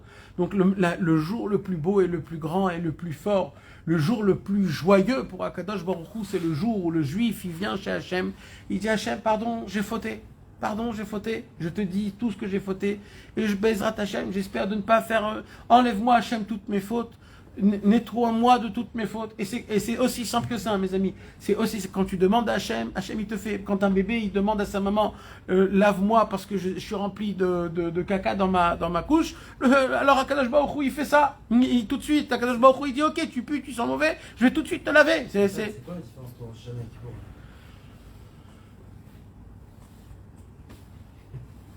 Un jugement, Rosh Hashanah. Non, parce que si je réponds, je vais tout. Il y a une différence. À Rosh Hashanah, on est écrit, à Yom Kippour, on est tamponné. Mais puis tout, c'est ça la halacha, dans ce qui est écrit dans le Chazal. Alors, mais ce qui se passe, donc, à Yom Kippour, alors c'est ça, à Yom Kippour, Rosh Hashanah, tu glorifies Hachem, et Yom Kippour, tu demandes pardon. C'est deux choses différentes. C'est quoi la différence? C'est ça la différence. Rosh Hashanah, on ne parle pas de faute dans Rosh Hashanah. Tu as fait des vidouilles. Non, on a fait vidouille parce qu'on était devant le tzaddik, c'est pas cachour à Rosh Hashanah. La veille de Rosh Hashanah, Rosh Hashanah, il n'y a pas écrit qu'il faut faire vidouille, ni Erev Rosh Hashanah dans la halakha. C'est le Inyan de Rabbeinu qui nous a institué. Le Inyan du vidouille, aucun rapport. Vu que c'est lui qui fait, tu vois, pour la mise. Oui, mais ça c'est un Inyan de Rabbeinu spécialement. Le Tarles, la fête juive, Rosh Hashanah, c'est glorifier Hachem, la Mlir et Hachem, c'est tout. De recevoir sur moi-même la royauté d'Akadosh Baruch Hu. Yom Kippour, c'est la demande du pardon. C'est deux choses différentes, aucun rapport l'un avec l'autre. Maintenant, tout le but des Slichot, c'est pas pour Rosh Hashanah, c'est pour Kippour. Donc c'est toujours... c'est aucun rapport l'un avec l'autre. Mais on ne va pas rentrer dans ça avec Yitzur Yom Kippour, mes amis. Donc c'est un niveau Il y a des personnes qui se sentent proches d'Akadosh Baruch Hu d'une manière où je me sens comme un fils vers Hachem.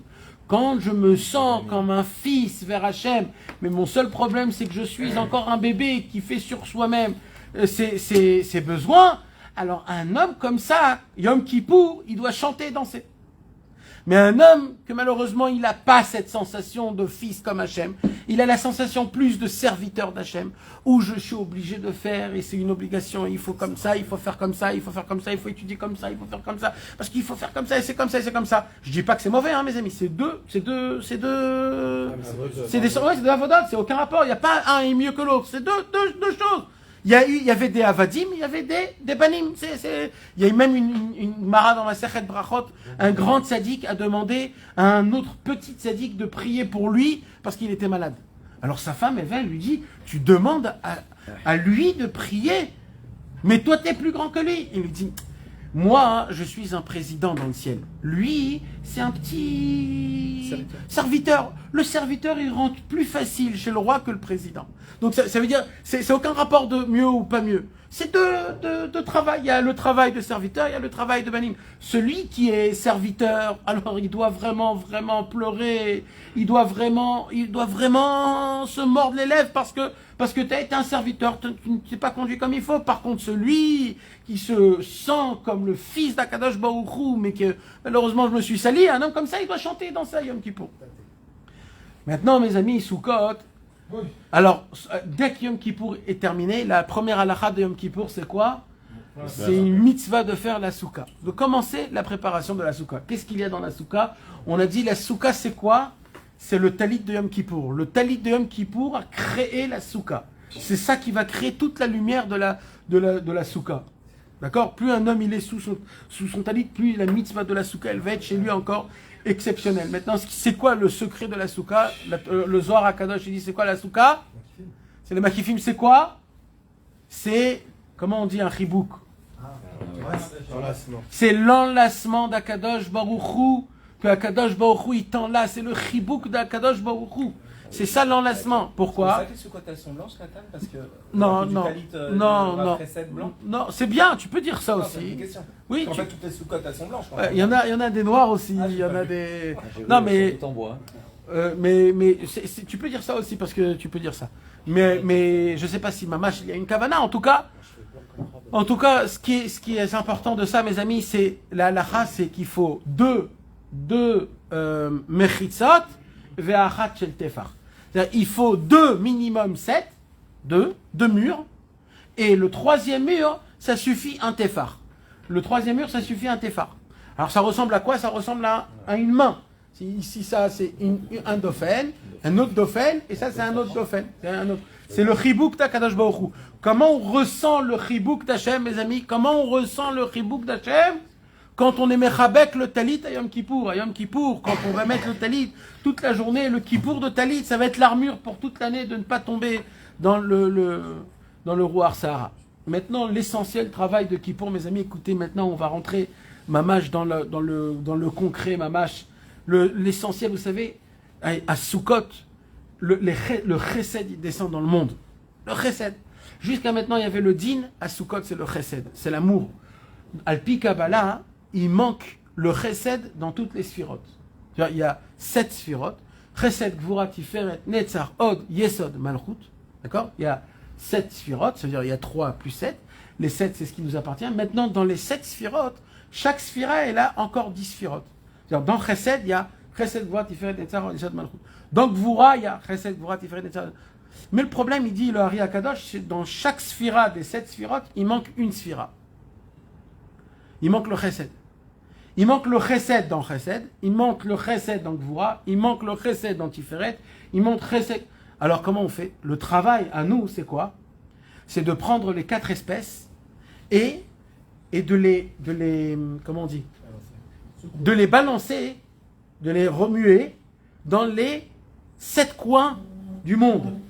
Qu'est-ce qu'on va faire? On va envoyer du chesed dans les 7 coins. Droite.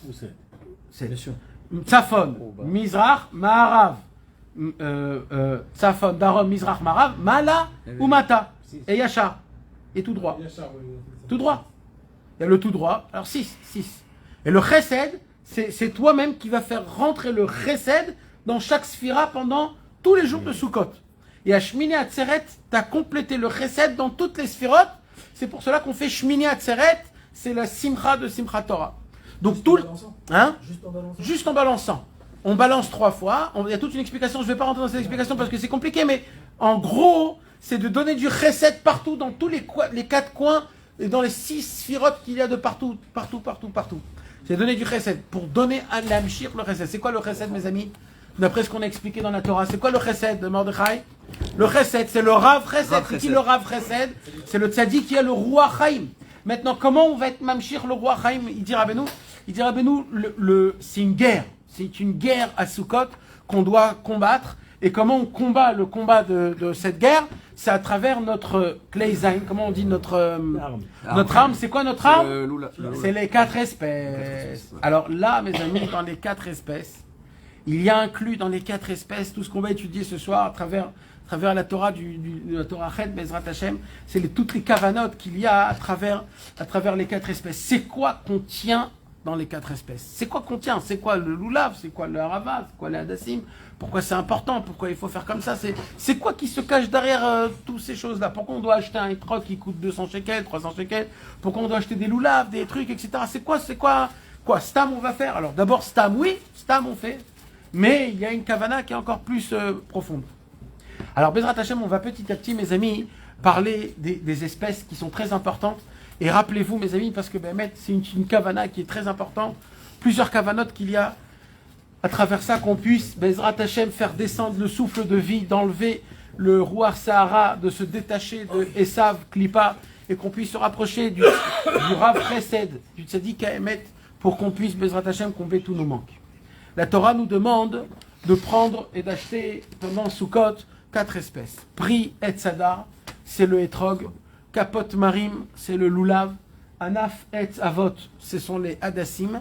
Comment on appelle ça en français? De la myrtille, la myrte. La myrte, de la myrte. Et les Haravot, c'est Arve Nachal, le sol pleural. Alors, mes amis, le Etrog. Alors, vous savez, déjà il faut savoir le Etrog en premier. Déjà il faut savoir, quand on prend le Etrog, mes amis, on attrape Avraham Avinu. Quand on a le Etrog, c'est Avraham Avinu qu'on a.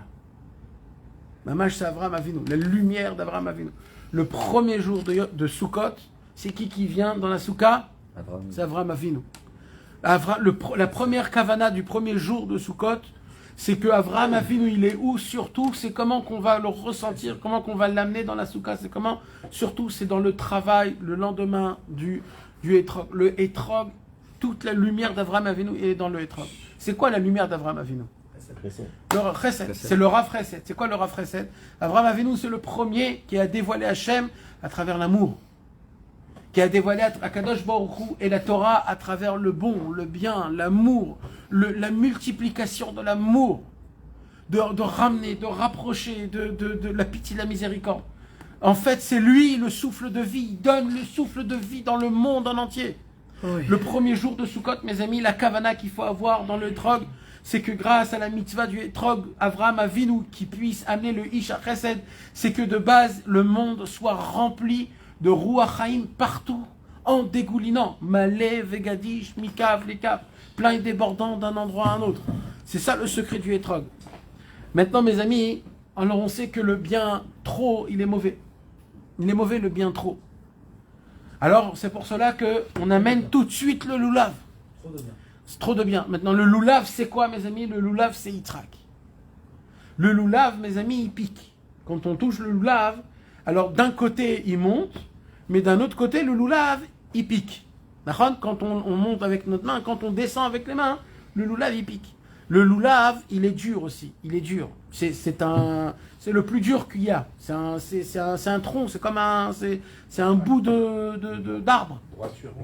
Il est droit, il doit être droit, il doit être fort, il doit être pas courbé. C'est quoi? C'est la Gvura, c'est Yitzhak.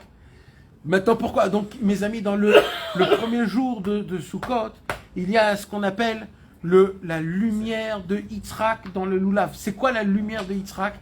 Yitzhak, il va combattre, il faut savoir qu'il va combattre, c'est la Gvura, c'est Avraham Avinu qui fait naître la Gvura pour combattre Esav qui va venir, qui va donner naissance à Esav.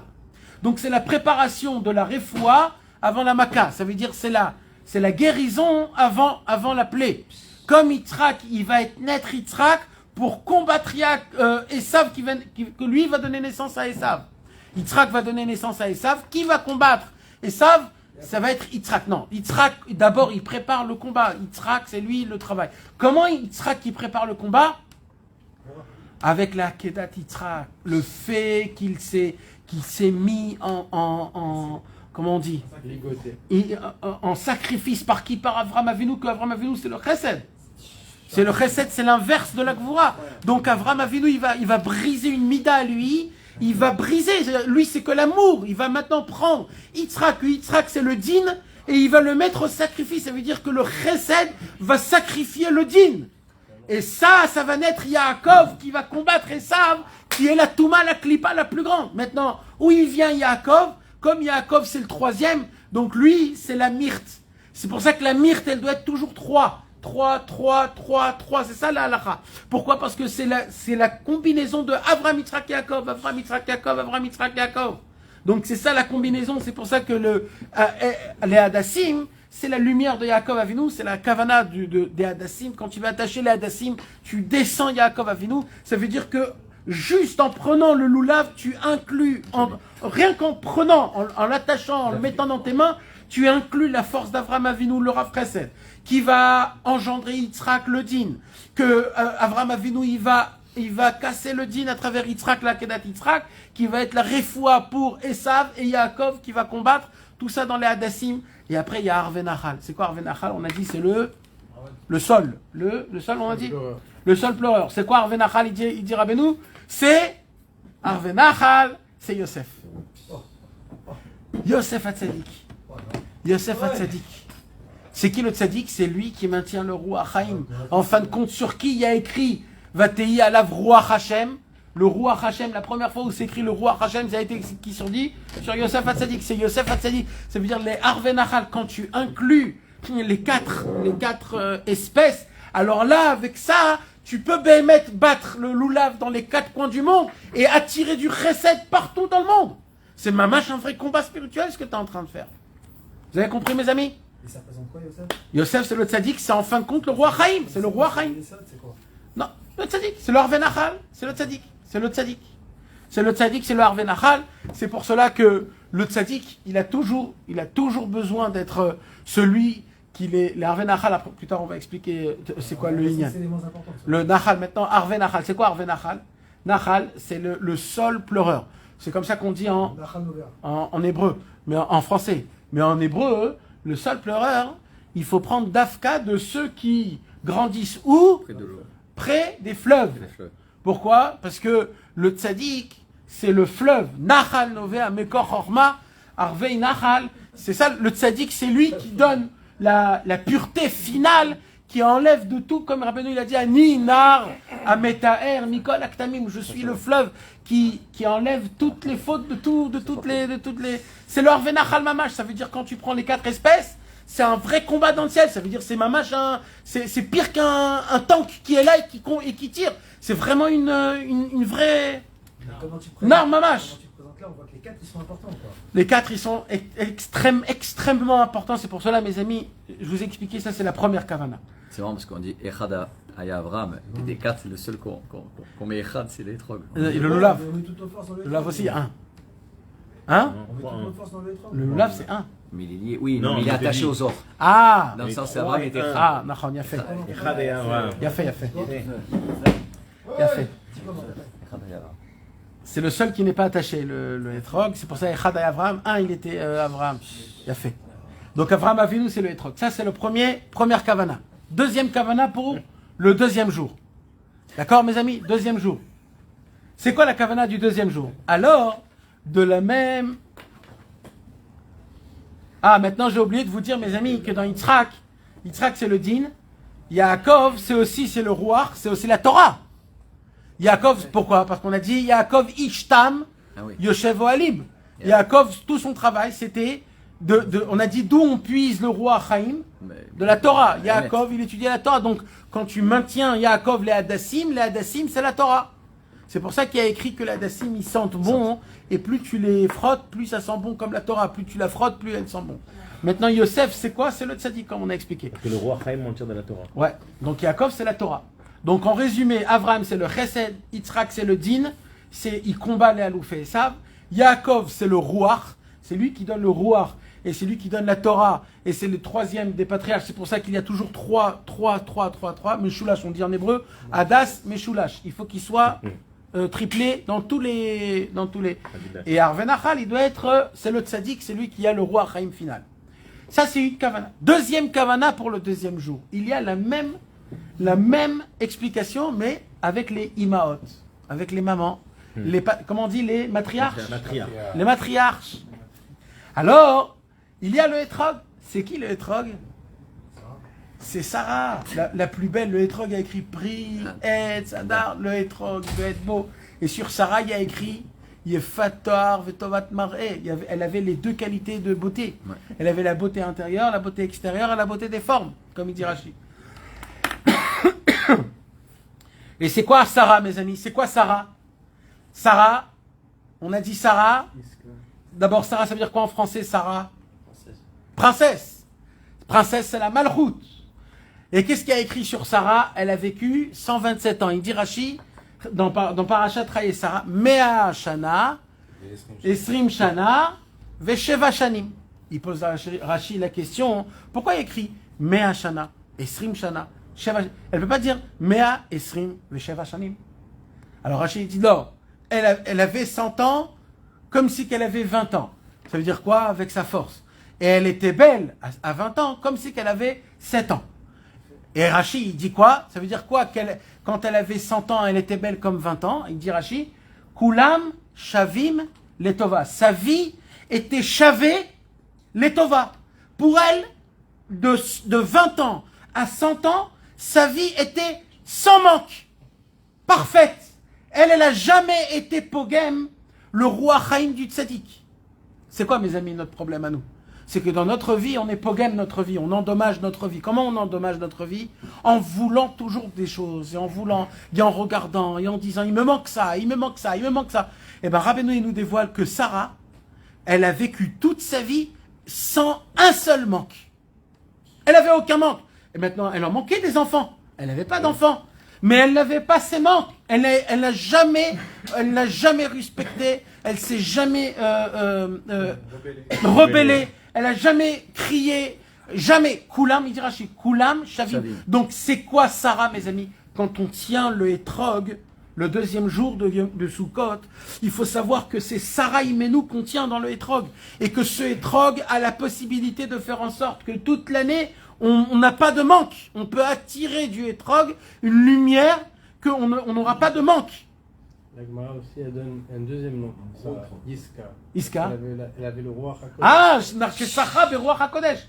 Elle se trempait dans le roi Hakodesh. Le roi Hakodesh, c'est le roi Chaim. C'est mamach ça, Nachon, il a fait meod. Iska. Maintenant. Le loulav. C'est quoi le loulav, mes amis? Attends. Le loulav, c'est Léa. Rivka. Le loulav, c'est Rivka. Pourquoi le loulav, c'est Rivka, mes amis? Il y a écrit sur Rivka capote marine. C'est quoi capote marine, mes amis? Ça doit être, le loulav doit être un arbre qui appartient à la date. Comment il s'appelle l'arbre? Non, pas le dattier. Un palmier. Le palmier. D'accord? La Gemara, elle nous dit, le palmier, c'est le seul qui n'a pas de cœur. C'est quoi? Non, le cœur de palmier, ça veut dire il a un seul cœur. Il a un seul cœur, le palmier. Pas comme les autres arbres. Les autres arbres, quand vous le coupez, vous voyez qu'entre chaque couche, il y a une couche blanche. C'est-à-dire qu'à travers chaque couche d'un arbre, il a le cœur et tu peux prendre un arbre et le replanter dans un autre endroit qui repousse. Le palmier, tu peux pas.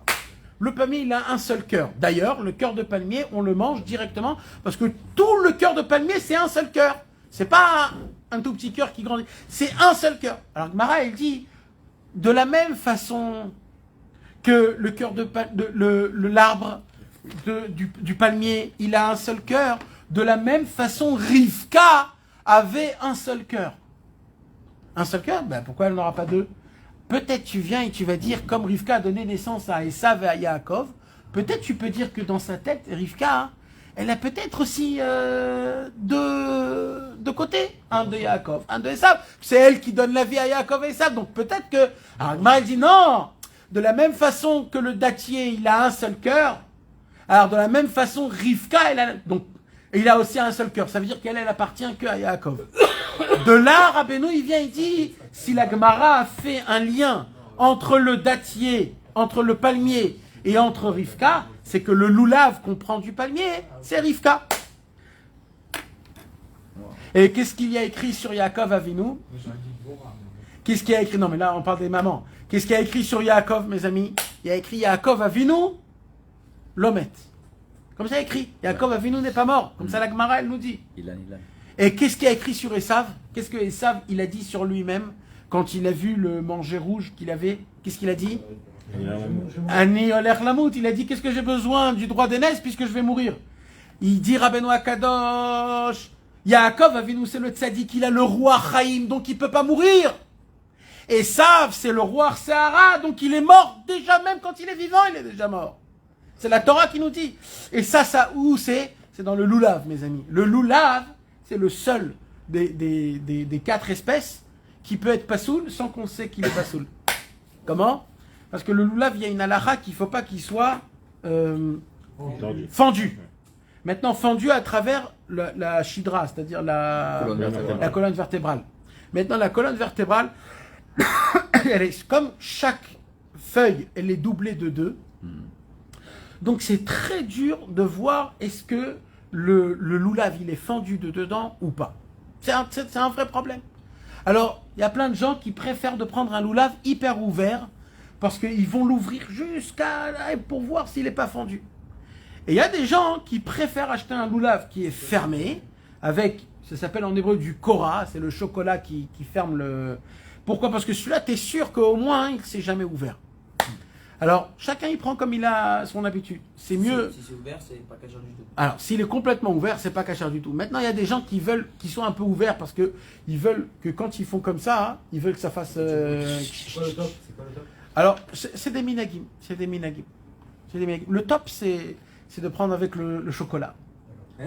C'est le top. Si on voit quelqu'un avec le lave ouvert, on ne dit pas que c'est pas cachère. Non. Non, Des fois, surtout il pas. ne pas de marron de Fermez, fermez, devant. fermez. Le problème, c'est qu'aujourd'hui, malheureusement, ils mettent de la colle dans les loulavim. C'est sympa ça. Ah ouais. Bah, au moins, il C'est est cachère. Dans les loulavim que j'achète, ils sont comme ça, c'est avec la ficelle que tu le. Nahon. C'est pour cela, hein, nahon. C'est pour cela que comme ils mettent maintenant de la colle, alors ils préfèrent prendre. Mais ceux qui sont éclatés, ceux qui sont ouverts, pardon, quand tu fais après, ils peuvent se fendre. Même quand tu mets bien la ficelle comme ça. Des fois, ils peuvent se fendre. Petit pompon. Des fois, Parce que vous n'avez pas Tom à la maison, c'est pour ça. Alors, non, en vérité, mes amis, c'est chacun il fait ses minagim. Moi, je dis pas qu'est-ce qu'il faut faire. Hein. C'est chacun il fait comme il a l'habitude, son minag. Un homme, il doit avoir un kiff, il doit prendre comme il a envie, comme il aime et comme il sent. Moi, je vous dis juste comme ça des petites choses. Donc, on a dit que Rivka, c'est quoi Rivka, mes amis? C'est le loulav. De la même façon que le loulav, il pique. C'est la raison pour laquelle le Yitzhak, c'est les din, c'est les gvurot, ça pique. Le loulav, il pique, c'est pour piquer Esav, c'est pour combattre le din de Esav. Après, mes amis, il y a les hadassim et les haravot. C'est qui les hadassim et les haravot? Hadassim, c'est la myrte, c'est qui? C'est Léa. Et Léa, c'est Alma. On va étudier, on n'a pas encore étudié dans l'écoute Moran. Mais Léa, c'est Alma de Itkassia, c'est la tfila. C'est la tfila. Combien on fait de tfilot dans la journée? 3. Shacharit, Mincha, Arvit. Maintenant, combien on met de hadassim? 3. C'est la tfila. Léa, elle avait des yeux qui étaient un peu gonflés. Pourquoi? Parce qu'elle a prié. Qu'est-ce qu'elle a prié, Léa? Léa, c'est le symbole du combat du roi Chaim. Léa, elle a dit, ma sœur, elle va se marier avec Yaakov, le roi Chaim, le souffle de vie. Et moi, on va me donner Esav, le souffle de la tempête, la mort. Qu'est-ce qu'elle a fait, Léa? Elle a combattu toute sa vie pour ne pas recevoir le souffle de tempête, celui de Esav. Elle a tellement pleuré, elle a tellement demandé à Hachem qu'elle a réussi plus que Rachel. Elle s'est mariée en premier avec Yaakov Avinu, elle a été Zoché du roi Chaim. C'est pour cela que elle, en premier, on met d'abord les hadassim, elle en reçoit 3. Mais là, au moment où Léa, elle se marie, elle prend le roi Chaim de Yaakov, là, Rachel, elle se retrouve toute seule. Elle se dit, alors quoi? Alors moi? Et là, on met la harava. Là, Yaakov Avinu, il vient, il dit, tu sais, Rachel, rappelle-toi que le roi Chaim, la racine, il est où, le roi Chaim? Il est dans la Torah, on a dit. Et c'est qui la Torah? C'est toi, Rachel. C'est toi la Torah. C'est pour ça que tu seras les haravot. C'est pour ça que les haravot, il y en a combien? 2. Torah chez Birtav, Torah chez Balpé. Comment elle commence la Torah? Bereshit. C'est quoi? Bet, c'est numéro 2. C'est les 2 haravot qu'on met dans les 4 espèces. Donc en fait, il y a, je répète, il y a Sarah, c'est le hétrog. Pourquoi Sarah? Parce que c'est la malchout, c'est la beauté. C'est la beauté et c'est elle qui donne. Ah, c'est toute sa vie, elle était parfaite sans aucun manque. C'est le symbole du roi Chaim. Après, on a Rivka. C'est quoi Rivka? C'est son cœur est parfait que à travers Yaakov, même qu'on peut se tromper. Mais c'est pour ça que le loulav aussi, il a la possibilité peut-être de se fendre. Maintenant, il y a Hadassim et Haravot. Les Hadassim et les Haravot, c'est Rachel et Léa. Léa, elle a combattu Esav en priant. Grâce à la tfila, elle a été Zoché du roi Chaim. Et Rachel, grâce à la Torah, elle a été Zoché du roi Chaim. Pourquoi la Torah, Rachel? Hein? Pourquoi Rachel la Torah? Alors, de base, il y a Rachel. Déjà, il y a un ishtaprut, un effet exceptionnel. On a étudié ça l'année dernière. Surtout le concept de Rachel et de Léa, Rabbi Nathan, il explique que Rachel et Léa, c'est la Torah chez Birtav, c'est la Tfila, la Torah. Yaakov Avinu, c'est la Torah chez Birtav. Rachel, c'est la Torah chez Baalpé. Et Léa, c'est la Tfila. Et au début, Yaakov, je ne peux pas rentrer dans tout ça parce que c'est très compliqué. Alors au début, Yaakov, il croit qu'il va réussir dans le monde à travers la Torah. Alors d'abord, il se marie avec la Torah. Après, il découvre qu'en vérité, c'est pas à travers la Torah qu'il va dévoiler le monde, c'est à travers la Tfila. Alors après, il se marie avec de la Tfila. Maintenant, dans cette explication de l'Ikuta Halachot, Rachel, c'est quoi un Rachel en hébreu? Rachel, c'est la femme du Keves. de... Ah, Rachel. Comment on dit? Ouais, Un mouton. Comment s'appelle la femme du mouton? L'agneau. L'agneau? Non, l'agneau, c'est l'enfant. Non, c'est l'enfant, l'agneau. C'est comment ça s'appelle alors? En français, ça se dit un mouton aussi. Je Ah ouais? Le Kéves, c'est agneau. Oui, mais, Ouais, mais la le femelle, Rachel, la le femelle. Rachel. La brebis. Pas la brebis. Non, la brebis. Mais non, une brebis, ça n'a rien à voir. La chèvre, la chèvre. La chèvre. Mais non, Tout ça, la Shon Kodesh, c'est Rachel. Rachel. Mais en français, C'est quoi? hein? mouton. Alors, l'homme est chané, nous. Une moutonne. Alors, maintenant, la Torah, mes amis, elle ressemble à Rachel. T'entends? C'est pour toi que je réponds la réponse. Rachel, c'est toujours la Torah. Pourquoi Rachel, c'est la Torah? Rachel, c'est comme la Torah. La Torah, au début, elle est toute mêlée. Et tu crois que tu peux rien faire avec, comme la Torah chez Birtav. Après, qu'est-ce que tu fais? Tu coupes la Torah chez Birtav, tu commences à la laver, à la frotter, jusqu'à que tu arrives à faire de ça toute une laine, toute une peau. Et la Torah chez Là, c'est la brebis, la femelle du mouton. la brebis. Alors la brebis. Une brebis. Ouais. J'ai Google, Docteur Google. Alors Rachel, c'est toujours la Torah. Chez Gozézéa, les Fanea, Alachot. La Gemara, elle dit, de la même façon que on prend la comment on appelle ça? La laine du mouton. On prend la laine du mouton et on la lave et on la tresse et on la fait jusqu'à... De la même façon, la Torah, elle est brute. Et la Torah chez BLP, elle fait en sorte de donner quelque chose de bien à ça. Donc, tout... Et Léa, tu as dit, c'est la La tfila. Léa, c'est la tfila. Au début, dans le Likuta Alachot, c'est la Torah qui est cachée, ouais, qui correspond à la Tefila. ouais. Et Yaakov Avinu, il se marie d'abord avec la Torah parce qu'il croit que Bémet, c'est avec elle qu'il va faire tous les tikkunim. Et Bémet, Bassof, c'est qu'avec Rachel qui fait tous les tikkunim. C'est un shtaput en effet que Rabbi Nathan y rapporte, exceptionnel à lire, Bezrat Hashem. Donc ça, c'est une deuxième kavana. Troisième kavana, pour le troisième jour de Sukkot, mes amis, toujours à travers notre Torah 8 de l'Ikotei Moharan, c'est à travers les membres. Vous savez que chaque espèce de Sukkot, c'est équivaut à un membre. D'accord? Alors écoutez mes amis, comment c'est important, parce que matériellement et spirituellement. Matériellement pour des personnes qui ont des problèmes dans le corps, et spirituellement pour nos membres spirituels qui sont tellement importants. Oui.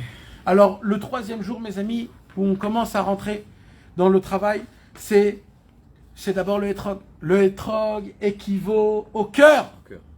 Le hétrog, c'est équivaut au cœur. C'est la raison pour laquelle le cœur, il est de quelle grandeur? Il est de la grandeur du poignet.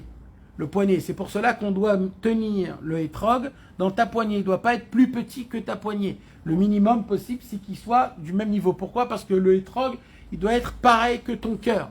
C'est pour cela qu'on choisit un hétrog qui soit beau, qui a une belle couleur, qui a une belle forme. Parce que c'est comme ça que le cœur, et aussi, comme il dit, aussi quand on va faire les comment on dit ça? Les nanouim, quand on va faire les secousses, comment on doit les faire les secousses? Il dit le Hari Akadosh. Du cœur, ça doit partir du cœur. Ça veut dire, tu le mets ici, au plexus, et tu dois les faire sortir 3. 1, 2, 3, 1, et ça doit revenir toujours au cœur. Pourquoi? Parce que le sod, d'où on prend le chesed, on le prend du cœur. Et le chesed du cœur, on va l'emmener dans toutes les midot. Maintenant, c'est comment on va emmener ça? C'est à travers le hétrog. Le hétrog, mes amis, équivaut au cœur. C'est quoi le cœur? Matériellement, c'est Bepshitout, le cœur. Bepshitout, un homme qui doit avoir un bon cœur, c'est... Mais spirituellement, le cœur, c'est la vitalité, les gars.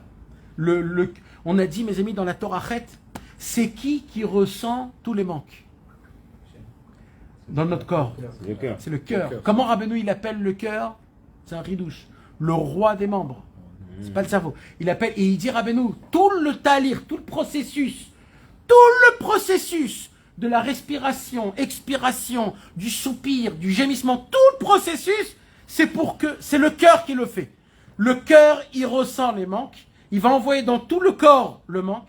Le cœur, il va prendre l'oxygène qui va se faire rentrer dans le sang, il va le mettre dans les poumons pour le faire rentrer, et il va le faire. Donc en fait, le cœur, c'est lui qui répare tout le corps. Ça veut dire c'est le cœur, tout l'essentiel du travail.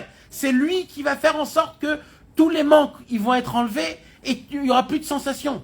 Tout le corps, il fait à travers. Donc c'est pour cela, mes amis, que Dafka, le cœur, c'est le prix, le Etrog, c'est le prix Etz Adar. Il doit être le plus beau, il doit être le plus parfait. Et moi, je rajoute, il doit être gros. Et puis, il doit être bien. Ça doit être un beau Etrog, un beau, bien comme il faut. Grosse taille, donc il faut. C'est moi qui rajoute ça. Non, chacun, il ne faut pas exagérer. Mais c'est quoi? Chacun, il achète ce qu'il a envie, ce qu'il ressent. Mais mec, c'est un sentiment, c'est ton cœur. De la même façon que c'est le cœur qui ressent des sensations, si tu vois un étroc comme ça ou comme ça, achète-le parce que c'est ton cœur qui te demande. Ouais, vadaï, ça c'est chacun son idéal, comment il a la possibilité. Il faut avoir un coup de cœur. Il y a le Rav Partoussian là en face, c'est ceux qui cherchent avec Qui? Le Rav Partoussian en face de mon bureau là. Ah. Il en a des avec le cartel. Donc mes amis, on revient. Donc on avait dit que il est où l'essentiel? Donc c'est quoi le cœur? Donc c'est quoi l'explication du cœur? Le cœur, mes amis, c'est la sensation du roi Chaim. Il est où le roi Chaim? Il est dans le cœur. Donc quand on va prendre le Etrog, Bezrat Hashem, la Kavana du 3e jour, c'est quoi? C'est de savoir que dans le Etrog, il y a le cœur, que dans le cœur, c'est là-bas où il y a tous les vents. Le vent de vitalité, le vent de tempête, le vent du mal, le vent du bien, tous les vents. Et à travers le Etrog, Bezrat Hashem, on va purifier notre cœur pour que dans notre cœur, il n'y a que du souffle de vie. Après, mes amis, il y a le Lulav. C'est quoi le Lulav? La colonne vertébrale. Le Lulav, dans le corps humain, c'est la colonne vertébrale. Mes amis, c'est pour cela, mes amis, la colonne vertébrale, c'est quoi? Vous savez que la colonne vertébrale, quand je vous ai expliqué que dans les livres de Refoua, dans les livres de médecine, les plus anciens, je parle des plus anciens d'il y a 1000 ans, la première chose, comment on explique le corps humain, on commence à travers une chose. À travers quoi? À travers la colonne vertébrale. Pourquoi? C'est ça qui maintient le corps. Sans la colonne vertébrale, tu ne peux rien avoir. C'est quoi qui maintient le corps? C'est la colonne vertébrale. Dans la colonne vertébrale, mes amis, il y a 18 anneaux. Premier anneau, il commence depuis le Etzem HaLuz, depuis l'os qui s'appelle le Luz, qui est dans la nuque, et qui descend jusqu'en bas, en bas, c'est le 18e. À travers ces 18 anneaux qu'on a, il y a toute notre vitalité se tient à travers ces 18 anneaux. Chaque anneau, il a une référence qui se retourne vers tout ce qu'on a ici dans notre corps et qui donne une force dans la matérialité, dans la spiritualité, dans le nefesh, dans le regesh, dans tout ce qui est le plus important. Tu dis c'est spirituel. Là, je dis matériellement et spirituellement. Non, c'est matériellement et spirituellement, mamash. Il y a 18 anneaux, tu peux les compter. Il y a 18. Oui, mais que c'est ça qui donne la vitalité. Non, c'est même spirituellement. Ce que je te dis, c'est des choses qui sont écrites dans des livres de médecine, même qui sont alternatives de Goïm, de Yatrez et même Bevadaï aussi dans la Torah. Chaque anneau, il a une référence à travers la colère, la fainéantisme, la paresseux, la joie, le stress. Les midotes. Ouais, toutes les midotes, ils sont à travers mamash. Il y a toute une explication. Alors maintenant, c'est la raison pour laquelle, mes amis, le Ben Ishraï, il dit comme ça: celui qui veut une ségoula très importante, c'est de attacher le loulav avec 18 tabaot, avec 18 anneaux. Pourquoi? Équivaut au... Maintenant, le Ben Ishraï donne aussi une ségoula après Sukkot, de prendre le loulav et de le mettre sous le matelas. Quand on le met sous le matelas jusqu'à RF Pessah, c'est une ségoula pour ne pas avoir de mal de dos. C'est très important et ça marche, mamash. Maintenant, mes amis, tout ça, c'est en plus. Maintenant, moi, ce que je vous dis, vous savez comment il s'appelle le tzaddik? Tout de suite après Sukkot. Tu prends le live et tu mets en dessous. En dessous le matelas. Et tu vas voir que c'est une ségoula pour les gens qui ont des mal de dos, ça leur enlève le mal de dos. Sous le lit ou le matelas? Sous le matelas. Tu l'avais, c'est pas pareil. Tu dormes dessus. Si. Pareil. Mais là, Non, parce que sous le lit, Mais non. c'est par terre. non, sous le matelas. Il va être entre le sommier et le matelas. Sous le matelas, quand tu nous as fait le chiour, malheureusement à l'époque en vidéo, parce que c'était le Covid, tu avais dit ça et tu avais dit également le... mettre au-dessus de la porte. Les haravot. Les haravot avec lesquels on a frappé au sol toute l'année, scotché. Mais maintenant, vous savez comment il s'appelle le tzaddik dans le Tikkun Hazohar? Colonne vertébrale. Non, le tzaddik il s'appelle Tzaddik Chai Almin. Non, mais combien de temps tu le laisses? Jusqu'à RF Pessah. Mais non. Si tu le jettes à Mais si, Pessah, il a À déjà- Pessah, à la brûlage, au brûlage du Hametz, Je dois tu pendant sors 6 avec mois le. un truc. Sur le loulav. Et la En dessous. Mais il est en dessous le matelas, tu le sens pas, frère. Les Haravot, tu La les rabat, gardes. moi je les change Sur d'une le- année à l'autre. sur le matelas. Moi, je les garde d'année en année. Bah, je on les les garde. frappe ensemble, Ouais, voilà, en bas là. tu mets le sommier, tu Et tu lui dis, si tu prends une phrase, tu mets ça dans le C'est quoi, portefeuille ça comme ça. C'est quoi peux avoir C'est mal quoi de dos. Pour pas avoir mal de dos. Pour qu'il y ait un gain de droit Même aussi. en dessous le sommier totalement. Pas en dessous le pour avoir matelas. ça. en dessous le- Par terre, non. Non, pas par terre. Sur le sommier, tu remets le matelas. Maintenant, tzaddik Chayalmin. C'est quoi tzaddik Chayalmin? Qui fait vivre Le tzaddik qui fait vivre les mondes. Chay, c'est combien? 18. Alors, la référence du loulav, c'est la colonne vertébrale, que la colonne vertébrale équivaut au tzaddik. Parce que le tzaddik, c'est lui qui donne la chaim, c'est lui qui donne la vie. Et on a dit, c'est qui maintient le souffle de la vie? C'est le tzaddik. Donc le loulav, c'est la colonne vertébrale qu'il y a 18 anneaux, qui est référence au tzaddik qui s'appelle Chayalmin, que le roi Chaim, il vient d'Afta du tzaddik. Donc quand on maintient le loulav, mes amis, il faut savoir une chose, que ta colonne vertébrale déjà, elle dépend de ça, matériellement, spirituellement. T'as toute ta colonne vertébrale. C'est quoi la colonne vertébrale? C'est la chose qui te maintient sur pied, où tu peux marcher, tu peux aller à droite à gauche. C'est quoi? C'est le fait que tout le temps, tu prends que du roi Chaim, que le souffle de vie qui te fait combler que des manques. Ça, c'est grâce à quoi? Quand un homme, il va prendre de l'oulav et il va penser au loulav, c'est la colonne vertébrale, matérielle et spirituelle. C'est ça qui va me maintenir parfait. Grâce à quoi? Au tzaddik, qui a les 18 tzaddik Chayalmin. Grâce à ça, je vais avoir une maintenance dans la Vodat Hashem et je pourrai faire tous les Naanouim comme il faut. Maintenant, on a dit les Hadassim. C'est quoi les Hadassim? La myrte. Les yeux, on a dit. Alors la myrte, si vous voyez, elle ressemble comme un œil. C'est les yeux. Béhémet, c'est une réfoua déjà pour savoir, c'est une réfoua gdola pour les yeux. Mais maintenant, en plus de tout ça, on avait écrit que qu'est-ce qui se passe avec les Hadassim? Les Hadassim, on a dit, c'est la Torah. Avec les yeux, on fait quoi? On étudie la Torah. Il dit, nous, dans le côté on n'a pas encore étudié, mais il fait une référence avec les yeux et le birour de la Torah. C'est quoi? C'est que comment on arrive à réveiller le roi Chaim? On a dit que le roi Chaim, il est dans la Torah. Comment on arrive à réveiller le roi Chaim à travers le tzaddik? Mais comment? Quand on étudie la Torah du tzaddik, alors on fait réveiller. Comment on étudie la Torah du tzaddik? Il dit nous, quand on est mévarer. C'est-à-dire quand on essaye d'être mévarer. C'est-à-dire, peut-être c'est comme ça, peut-être c'est comme ça, peut-être il faut faire comme ça, peut-être c'est comme ça, peut-être je vais chercher dans un autre livre, je vais essayer de voir comment ça fonctionne, etc. C'est-à-dire le birour. Le birour, il se fait comment? À travers les yeux. Donc la référence des Hadassim, c'est quoi? C'est les yeux. Avec les yeux, tu étudies. C'est pour cela qu'avec les yeux, tu vas découvrir la Torah, c'est-à-dire tu vas faire réveiller le roi Chaim qui se trouve dans la Torah. Et Harve Nachal, c'est quoi? Ça ressemble, la Harve Nachal, ça ressemble à la lèvre. C'est parce qu'elle est longue. C'est quoi les lèvres, mes amis? La tfila. Harve Nachal, c'est David Ameler, c'est la tfila. Et on doit être comme le Nachal. C'est quoi le Nachal, mes amis? Le fleuve. Il y a écrit dans Sefer Hamidot, c'est important de prier à côté d'un fleuve ou d'étudier à côté d'un fleuve pour deux choses. D'abord, ça aide à nous faire pleurer. Et il y a écrit que pendant le mois de Tishri, c'est important de pleurer pendant toutes les tfilotes. Pas parce que de tristesse, même de joie, de pleurer, de joie, c'est important. Et pourquoi? Parce qu'il faut que les Harve Nachal, quand tu es en face d'un fleuve, ça t'aide à aider à t'ouvrir le cœur. Donc le sol, comment on appelait ça? Le sol pleureur. Il a la possibilité de t'ouvrir ta tefila, et l'union de Torah et de tefila, de Hadassim et de Haravot, fait en sorte qu'on arrive à retirer le souffle de vie à travers les 4 espèces. On a dit qu'il faut faire Torah et Tfila, et c'est mélangé, puisqu'on a dit que Hadassim, c'est Tfila, non, Torah. Mais ça représente Léa qui est Tfila. Ouais. Et le contraire. Ah, il y a ça et son ça fait contraire. Torah et Tfila. Et Arava, c'est Torah, ça représente Léa. Ce qui vient de dire à Nachon. Nachon. Ah, il a fait. Il a dit le sol pleureur, c'est ça de pleurer.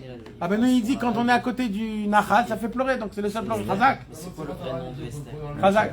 Nachon. Sapru bagoim kevodo. Nachon. Donc elle a donné roi Chaim. Mais dernière kavana, mes amis, vous êtes prêts? Dernière kavana. Pourquoi c'est la dernière kavana?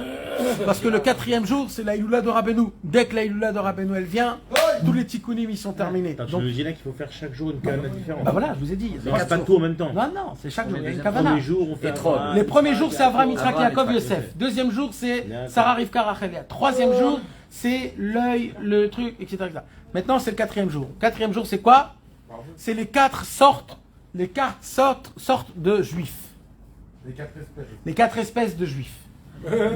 Il y a le hétrog. Le hétrog, mes amis, il a toutes les qualités. Il a le goût.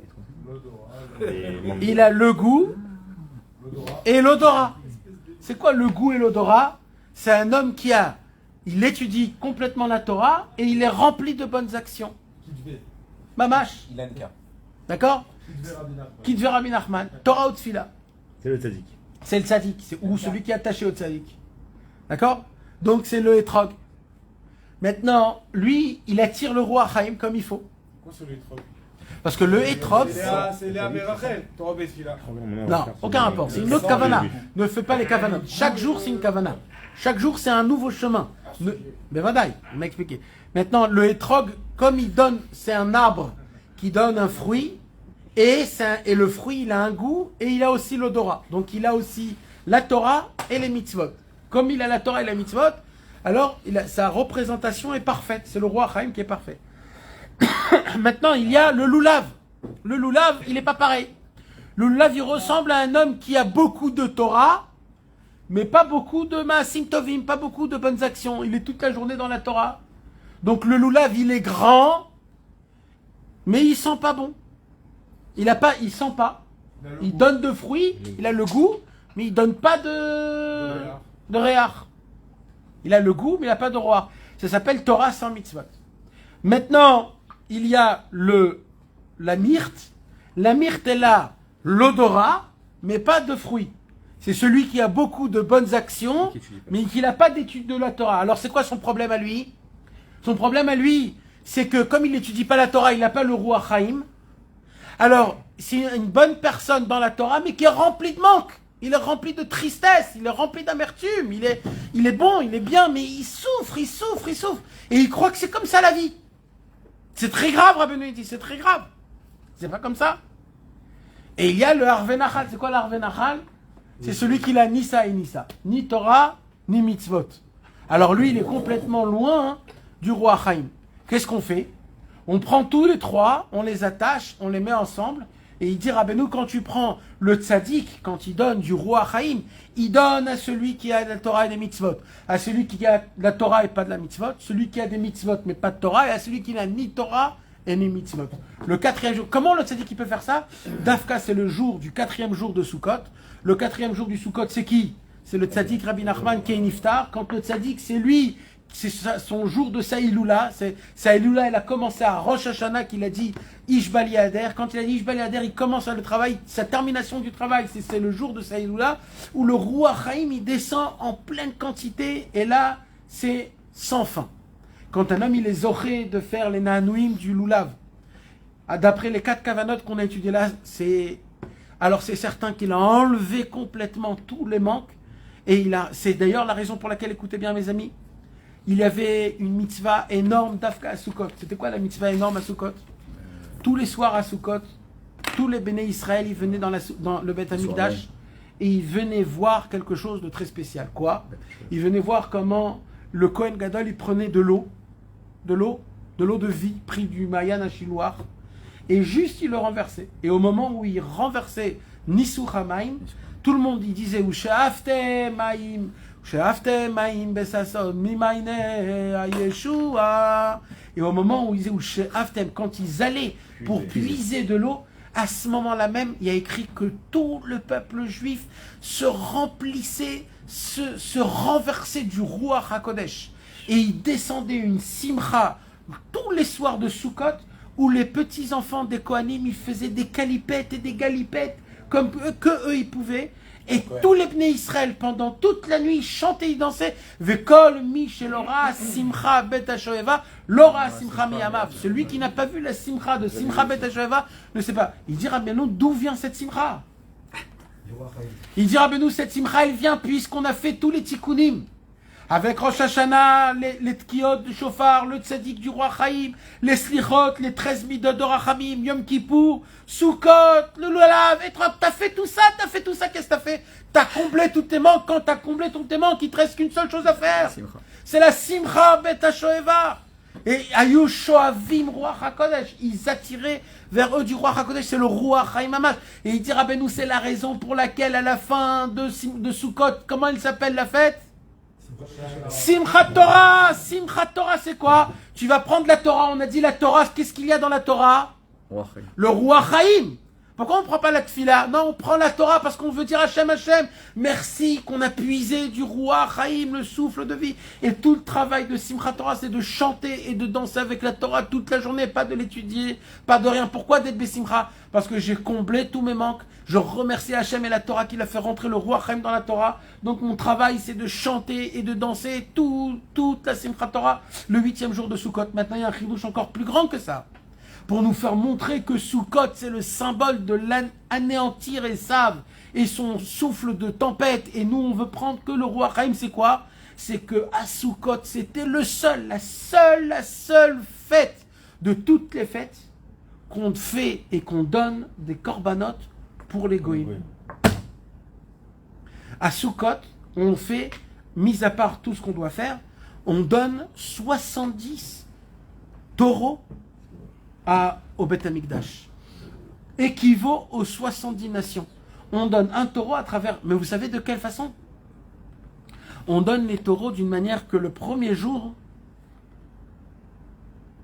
on donne 13 taureaux, le deuxième jour, 12, le troisième jour, 11, 10, 9, 8 et 7, ça fait en tout 70. Ça veut dire on va et on fait petit à petit, on donne. C'est quoi? Il dit Rabbeinu, vous savez c'est quoi ça? C'est pour anéantir les Aloufé et Esav, parce qu'ils étaient où les Aloufé et Esav? Ils sont dans les 70 nations, les Réchaïm de Esav. Comment on les anéantit? On fait soi-disant qu'on est leurs copains, on va faire des sacrifices pour eux, pour leur bien, mais leurs sacrifices vont être à l'envers. Vous savez, Rabbeinu, il a dit comme ça, quand tu prends le nom du tzaddik et tu le couples, et tu l'agrandis, alors sa force, elle est énorme. Ouais. Nachman, Meouman, sa force, elle est énorme. Mais de la même façon que quand tu agrandis le nom, il est puissant, de la même façon, quand tu rapetissis, il est très grave. Si par exemple, tu prends le nom Chas Shalom comme ça et que tu le rapetissis, Nachman, ou Israël, etc., c'est très grave. Alors nous, on fait ça, cette combinaison à Sukkot. On va donner plein, au début, on va donner 13, après on va donner 12, après on va donner 10, après on va donner 11, et ainsi du 9, 8, 7. On va rapetissir en donnant, et ça va être la Mapala, c'est comme ça qu'on va détruire tous les Aloufé Esav, tout le Ruach Sehara, et grâce à ça, ils vont nous laisser tranquilles. Maintenant, mes amis, vous vous rappelez pourquoi on fait Sukkot? On a dit le Zecher le'anane kavod. C'est grâce aux nuées qu'il y avait le mois d'Égypte. Pourquoi on avait l'anane kavod? Ça nous protégeait de qui? Amalek. C'est qui Amalek? C'est l'Aloufé Esav, c'est la descendance d'Esav. Sukkot, tout le Inyan de Sukkot, Zecher l'anane kavod, tout le Inyan de Sukkot, c'est pour être protégé de quoi? Du souffle et du soupir de ce monde-ci qui est j'en ai marre et j'ai pas, il me manque, et etc. C'est pour nous sauver. C'est pour cela, mes amis, c'est très grave, très grave de soupirer dans la soukha. C'est la raison pour laquelle c'est la seule mitzvah qu'on te dit, si tu supportes pas, t'es pas tour de la soukha. C'est la seule mitzvah. On te dit, si tu supportes pas, si tu te sens pas bien dans la soukha, s'il y a des moustiques, ne reste pas, c'est assourd de rester. Sors. Pourquoi? C'est parce qu'il faut toujours avoir le roi Chaim, il faut avoir la sensation du comble de manque. À quel moment on a reçu la mitzvah de Soukha? Parce que la Torah, ça nous a été donné, et on faisait Sukkot dans le désert pendant 40 ans. Alors, c'est une marloquette dans la Gemara. Est-ce que c'est Zecher l'anane akavod ou Pashut Meod, ils ont fait des vrais Sukkot pendant les 40 ans? C'était ça là, c'est une marloquette dans la Gemara. Mais si tu poses des questions, Tarles, c'est quand ils ont commencé à faire? Au moment où ils sont rentrés en Eretz Israël. Au moment où ils sont rentrés en Israël, Tarles, c'était une mitzvah pour tout le monde de faire des Sukkot, et c'est là où ça a commencé Mamash. au moment où on est rentré en Eretz Israël. Donc mes amis, on a un petit peu touché tout le concept de Rosh Hashanah, Yom Kippour et Sukkot. On connaît plus ou moins toutes les kavanotes à travers notre Torah, la Torah Chet, qui est Bezrat Hashem à ce sujet-là. Maintenant, ça sera un grand Kiddush Hashem et Rabbeinu, il va être super content, c'est Bezrat Hashem. On va appliquer la Torah, ça s'appelle Mamash d'appliquer la Torah qu'on a étudiée à travers toute Sukkot et tout Shmini Atzeret et Aseret Yom Teshuvah. Et Kippour, rappelez-vous, l'essentiel de Kippour, c'est le Sir Lazazel, c'est Esav, et Esav, c'est les manques. Donc Bezrat Hashem, l'essentiel de la fête à Sukkot, mes amis, c'est de faire en sorte que sous ta Sukkot, tu as tout ce qu'il faut. C'est-à-dire, tu as un masgan. Ouais, il faut acheter un masgan, mes amis. Il faut acheter un masgan pour être bien. À Sukkot, il faut faire en sorte que dans ta Sukkot, tu te sens bien. Il faut pas que tu aies de manque, il faut pas, parce que tout le concept de Sukkot, c'est de ne pas faire rentrer les tlounotes, c'est-à-dire tout ce qu'on râle toute l'année, il me manque ça, il me manque ça. C'est mamage d'avoir que du bien et que du bien et que du bien. C'est pour ça qu'il faut chanter, danser, Besimcha, Bezrat Hashem, Bisrut Rabbeinu Akadosh, Shana Tova Umetuka, Bisrut Shanim Rabot Uneimot Vetovot. Qu'on puisse être tous inscrits et tamponnés dans le livre de la vie, de la Simcha, de la Parnassa, de la Refoua, de la Teshuvah, de la Emunah, de la Gdusha, de la Shmirat Abrit et de la Rattacha au Tzadik, Bezrat Hashem, et que sa année soit une année de délivrance et de Mashiach, Tzidkenu, Bimera Bi'amen. Amen.